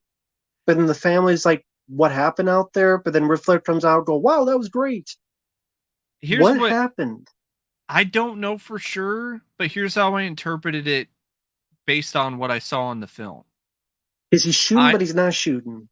I interpreted it as he was shooting, but Rick respected him for that because he had this preconceived notion that Kevin was not a guy who had the balls to do that. Because there was actually a line of Mm. dialogue that Rick said about I that thought kind for of how thing. tough he was, but I didn't know it was shoot because I didn't know if Ric Yeah. Flair liked when people shot on him. I I have didn't know no Ric Flair was that idea. kind of I guy. don't know for sure, but it was a little confusing. But that's how I interpreted it. I was like, okay, it was him being like, "Hey, you can have a rematch anytime you want." Man, like I wasn't expecting that from you at all. I didn't know that you had that in you. You know, that kind of. I think it was like a respect thing. That's really what I interpreted it as. It was Ric Flair like showing some respect in his way. That's why he was even like, "Hey, come out with me." No, You know, that kind of thing. Let's go have some beers. no, they didn't. And no, they didn't have the Four Horsemen, but they did have the Freebirds in it. Hmm. But it was more about the Von Erich drama. There's some wrestling from time to time, but it's more about. But it's a good Absolutely. movie. It's Yeah, still I a thought it good was movie. really good. The ending And scene where yeah, Zac Efron is crying and then his kids come up to him and then they're like, "Dad, why are you crying? Like, what's wrong?" And he's like, I used to be a brother. "I used to be a brother." Like that. I Yeah, don't have brothers. I'm an only child, and that still hit me in the gut. So, Yeah, I know he said that in real life. It was under different circumstances, mhm. but the way it was set up, that was very effective. Zac Efron did a really good job. It's best He performance I've deserves an seen him Oscar do. nod. He really does. Yeah. Like I said, I do wish the movie was longer or like a miniseries because I guess from Yeah. his point of view, but I wanted to see more of Terry. I want to see him Yes. in WWF. Mhm. I want to see more of Terry and Kevin talk, or Yeah. Kevin and Dave talk, like some of the Yeah. Bros talk. Yeah. But I mean, I still really like the movie. What are your So, thoughts about the curse? Because I don't think there is a curse. I think it's just another one of those things where well, there's a lot of let me answer this first. coincidences. Uh-huh. Uh, Thank you, Justin. One thing that's done mad about Vandra, where you don't have to be knowledgeable in World War II, is a Japanese soldier asks Paul, a POW, if he POW. speaks Japanese. Yeah. Uh, hey, maybe he was bored. He's like, I got nothing else to do. I'm gonna fuck with this guy. You speak Japanese? No, stabby, stabby, stabby. I got but you have bayonet. Each time you say no, I'm gonna stab you. I'm gonna stab you. I'm gonna stab you. So maybe he's just bored. I speaking of historical inaccuracy, I think it might be kind of funny if somebody made a game where it's intentional and you got like somebody's like World War II, it's a Japanese thing and they got like a boombox playing, I think I'm turning Japanese. Like it's not even being like Oh straightforward. yeah, It's actually being tongue in cheek about it. That could be kind of funny. That could be fun. Like at least maybe like just a level that's like that where it's like, yeah, we get it. yeah. And to answer your question, I don't believe in curses. I Mhm. mean, I don't, unless they're in a movie. I But think the fallen in real Eric, life, no, I don't believe in curses. I think a lot of it is due to individual choices from the brothers in terms of what they decided to do in their life. I think some of it's also brought up by pressure from their father in particular. He pressured them Yeah, so hard. yeah. And to the point where I'm not even 100% sure whether or not he loved them equally versus the idea of them being champions. Because it does kind of seem like that's what he loved the most is the concept and the idea of them being the best in the business. Because then that would be an Mhm. extension of himself. And it's sadly something that happens a lot when it comes to like families who are also athletes. It just becomes this kind of this competition within the family, and I think some people are not set up in a way to really handle like Mike, for instance. It kind of reminded me of myself a little bit, like because I'm like I was musical, I sang in the choir, kind of shy, kind of introverted. And I can't imagine being in that kinda environment where my dad is just shitting on me all the time, and I'm the least best out of everyone, and doesn't have any respect or appreciation for me and what I like to do. That's gotta be tough. And then when he gets that taken away from him after, that the coma, because he can't do it anymore. He can't play Mhm. guitar.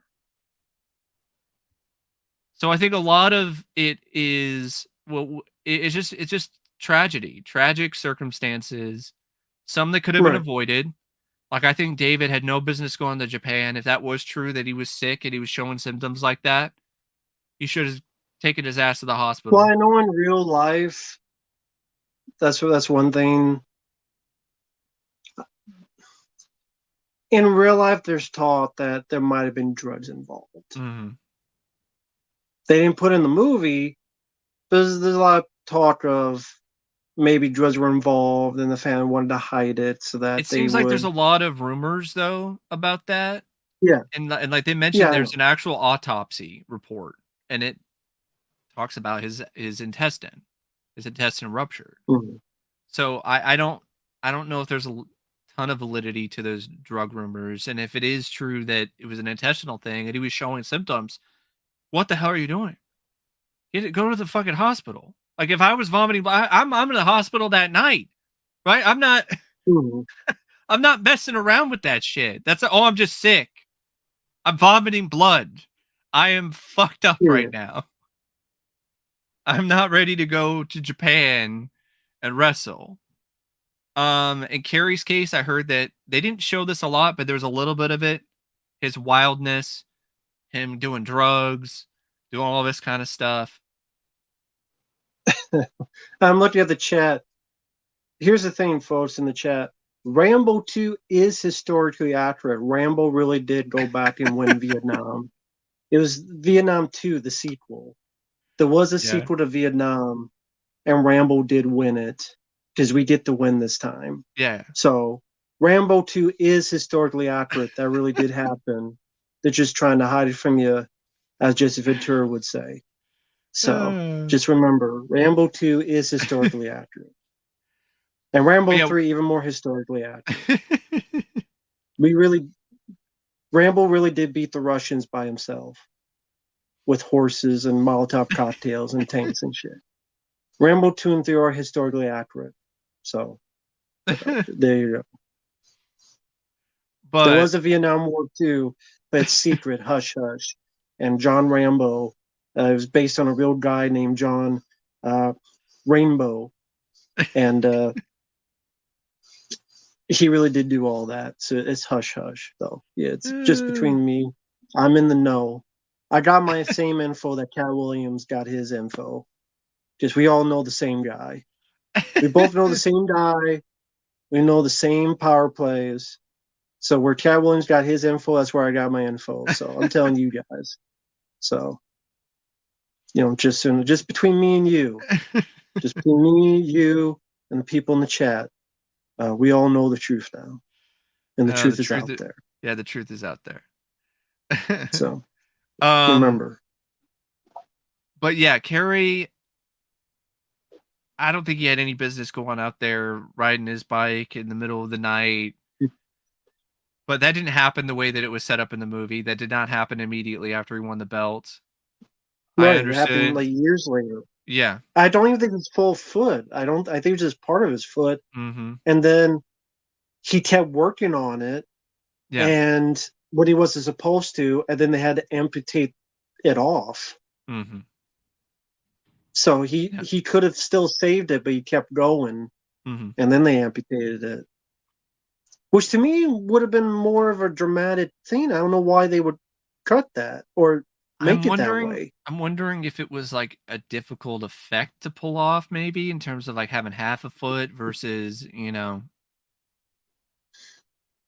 just taking the whole foot off with a prosthetic Um, or with digital manipulation. Um, um, but you were talking about conspiracy theories. Have you ever seen an episode of Jesse Ventura's conspiracy theory show that was on True TV? Or was it True I know TV? of it. I don't remember it, but I know of it. I haven't seen it in years, but I remember like just stumbling across that show and I was just like, "Oh my god, this is so ridiculous." He's playing it straight. He's like got his arms crossed, staring at the camera. Just being so tough, thinking he's like doing America's Most Wanted or some shit. They just talk. The moon landing was fake. It's just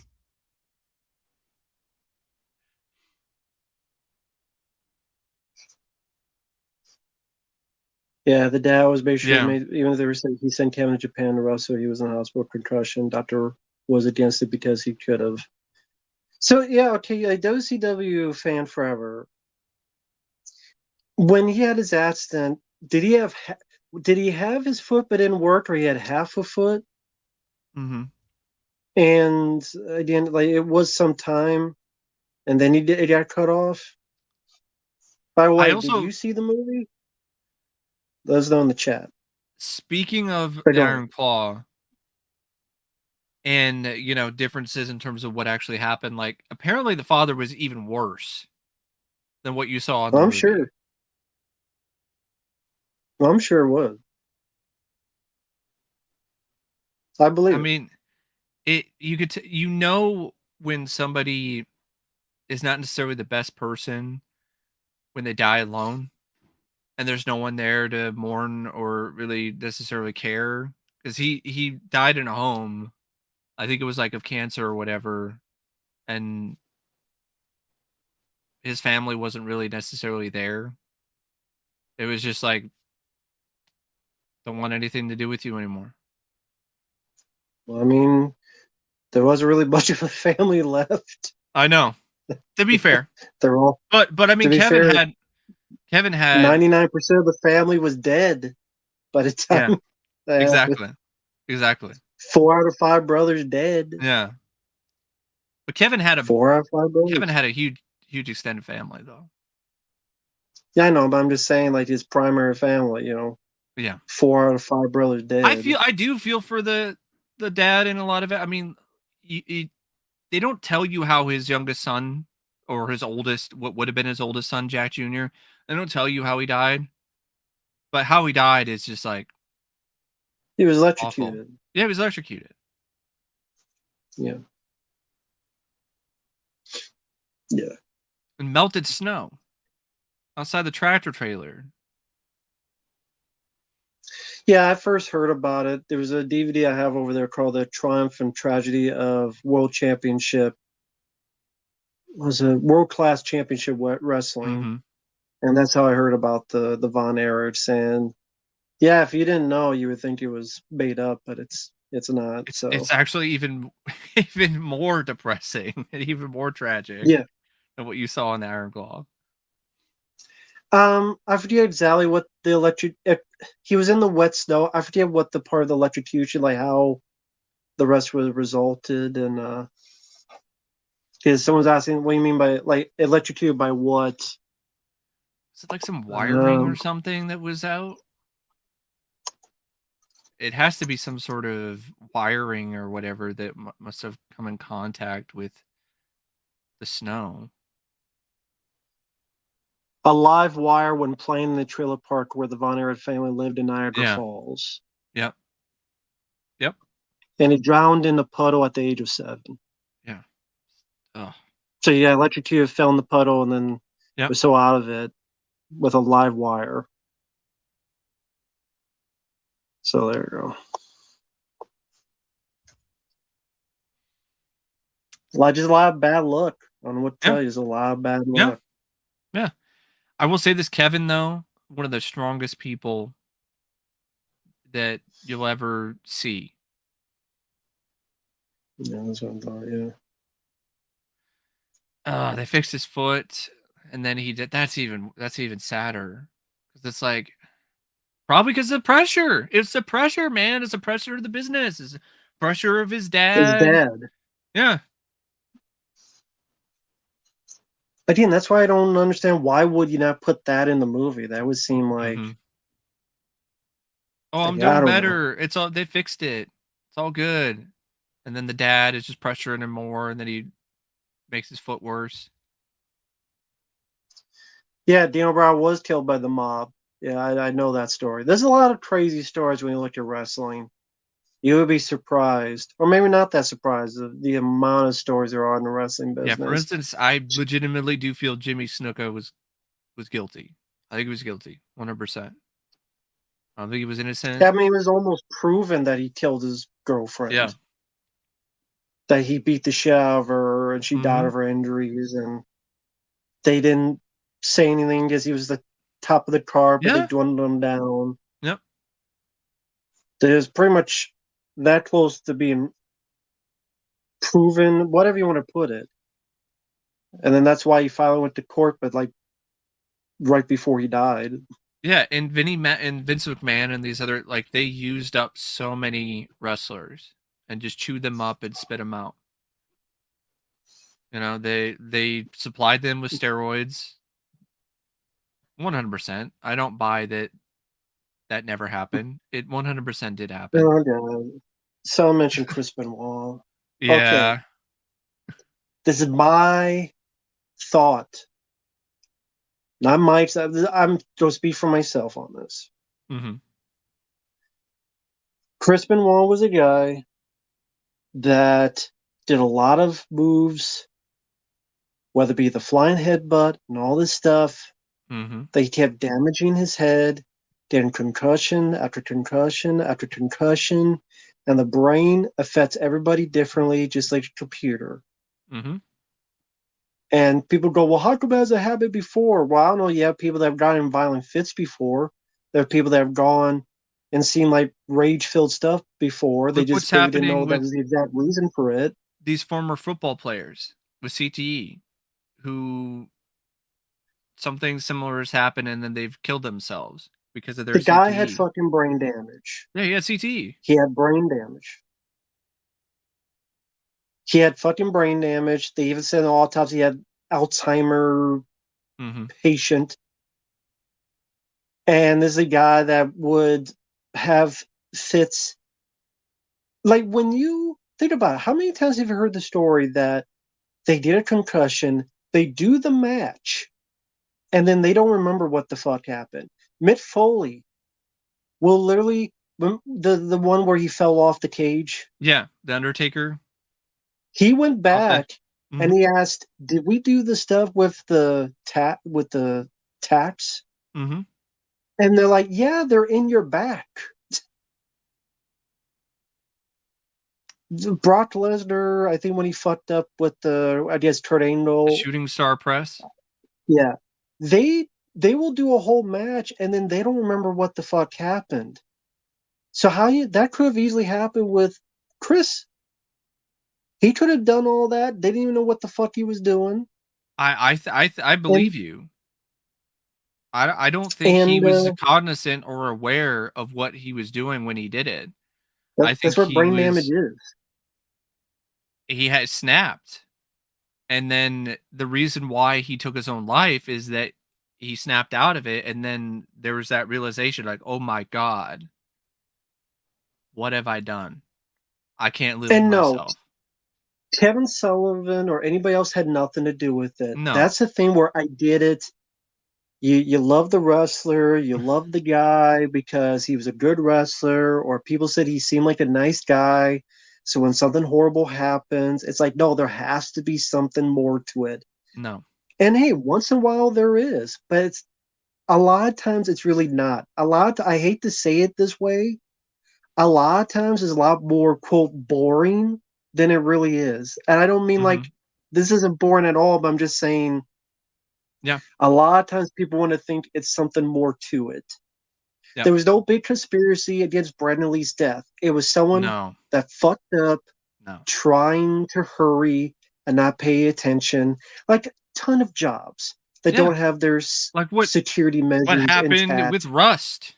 The same shit that happened on the set of The Crow happened again many, many years later. They're cutting corners, not Yeah, there's taking no this conspiracy. seriously enough. I'm not saying there's never been a conspiracy theory. Oh I'm yeah, there saying there are some. they're not as many as people think. No. Because number one, I think people are more stupid to try to pull that off successfully than they can. And two, because again, it's like you like this person or you respect this person, you think there has to be something more to it. And it's like sometimes it's not. Mhm. Sometimes it's just not. I agree with you, Matt. I've always felt that way because Chris, Chris Benoit. It was a lot of it. It was just the head injuries, just the constant abuse of his brain.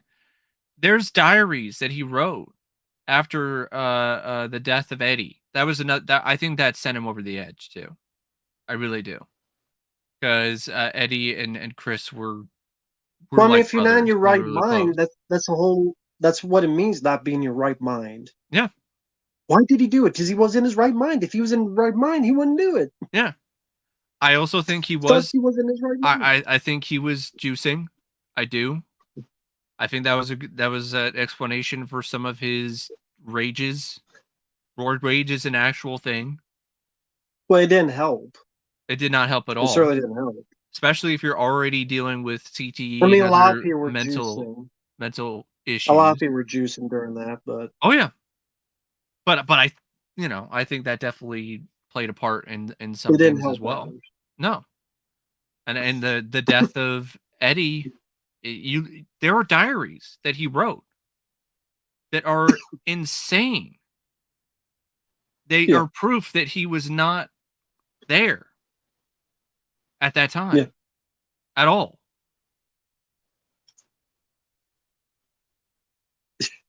yeah. Hulk Hogan has never taken steroids. Come on, Yeah, yeah, nobody's yeah. Sure, gonna say. sure, sure. He was 100% clean. It's like The I Rock mean, saying, "I've got all natural gains right now." It's like, no, you're taking HGH and all that other fucking shit. Come on, Rock. he meant that he meant the HGH is made from all natural materials. That's what he meant. Like, There's not no even. synthetic in the HGH. It's all made like Mama used to make. Yeah, I mean, Stallone. Even he's like, yeah, I'm taking shit. Like, I'm how old? I tore my pec Exactly. trying to compete with Franco Columbo doing weightlifting like a dumbass and tore my entire pectoral muscle off. So, yeah, I take this shit. I'm not competing. Yeah, yeah. Kurt Angle admitted, of course he did, and he got really fucked up after all his neck injuries. That Oh, Kurt. he was taking pill after pill after pill. You Yes. sit on the Joe Rogan, look Yep. up that interview. He admitted how many pills he was taking, and His TNA days, when you watch some of the matches he did during that era, it's even more impressive considering that he was fucked up. He was totally fucked up during that time of his life.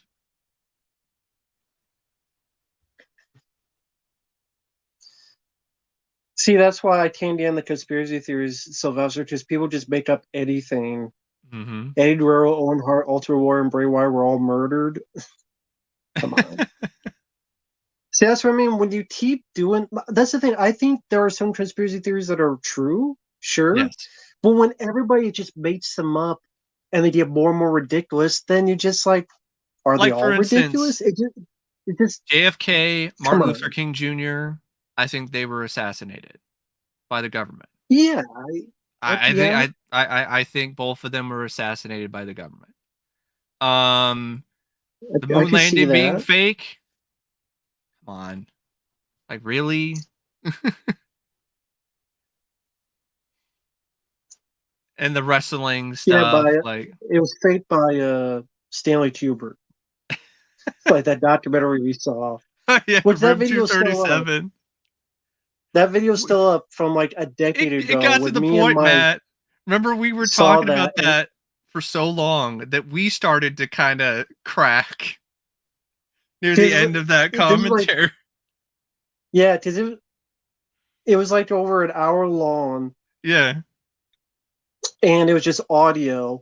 Because that was back when we were recording on Skype. yeah, This is long before this. yeah, It was like 10 years ago. yeah. Room 237, this conspiracy theory documentary about The how when you watch The Shining. Shining, all these conspiracies come up.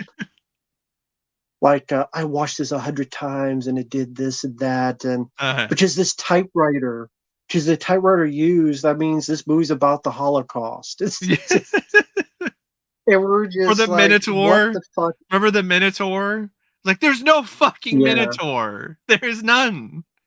They're showing the footage and they're putting like arrows over it, circles, and you're looking at it like, there's still no fucking Minotaur. It's not even there. and I think one of the reasons we're so mad is that like like it would have been good to have an actual Shining documentary, Yeah, and instead this just made this a bunch of crazy people just spitballing everything. We're like, if that's the case, you just say anything. You just yeah. say, you take any movie and make it up. Uh, yeah, and that is still up. It's on. If you go to the channel, you tell Room 237. It's awkward audio because Yeah, it's like 10 years ago, yeah. but it's still up for those who want to listen That's still to it. one of the favorite one of my favorite things that we did because it was just so spontaneous. And like just as it Yeah, kept on going, like we were like, are we like legitimately cracking up because we're talking about these crackpots for so long? Because it is, that film is But batshit insane. And you got people there that are interviewed that are just awful people too. Like the guy who's, yeah, I think he's got his kids in the room at the same time.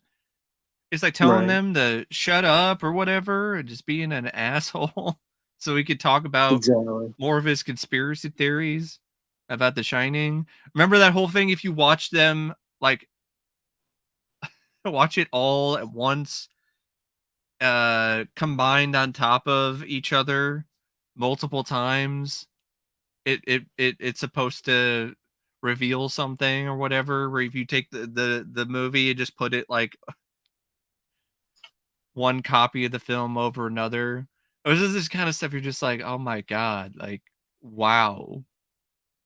I almost want to recommend it to people just for how insane that movie is. And it got praised. It still gets praise.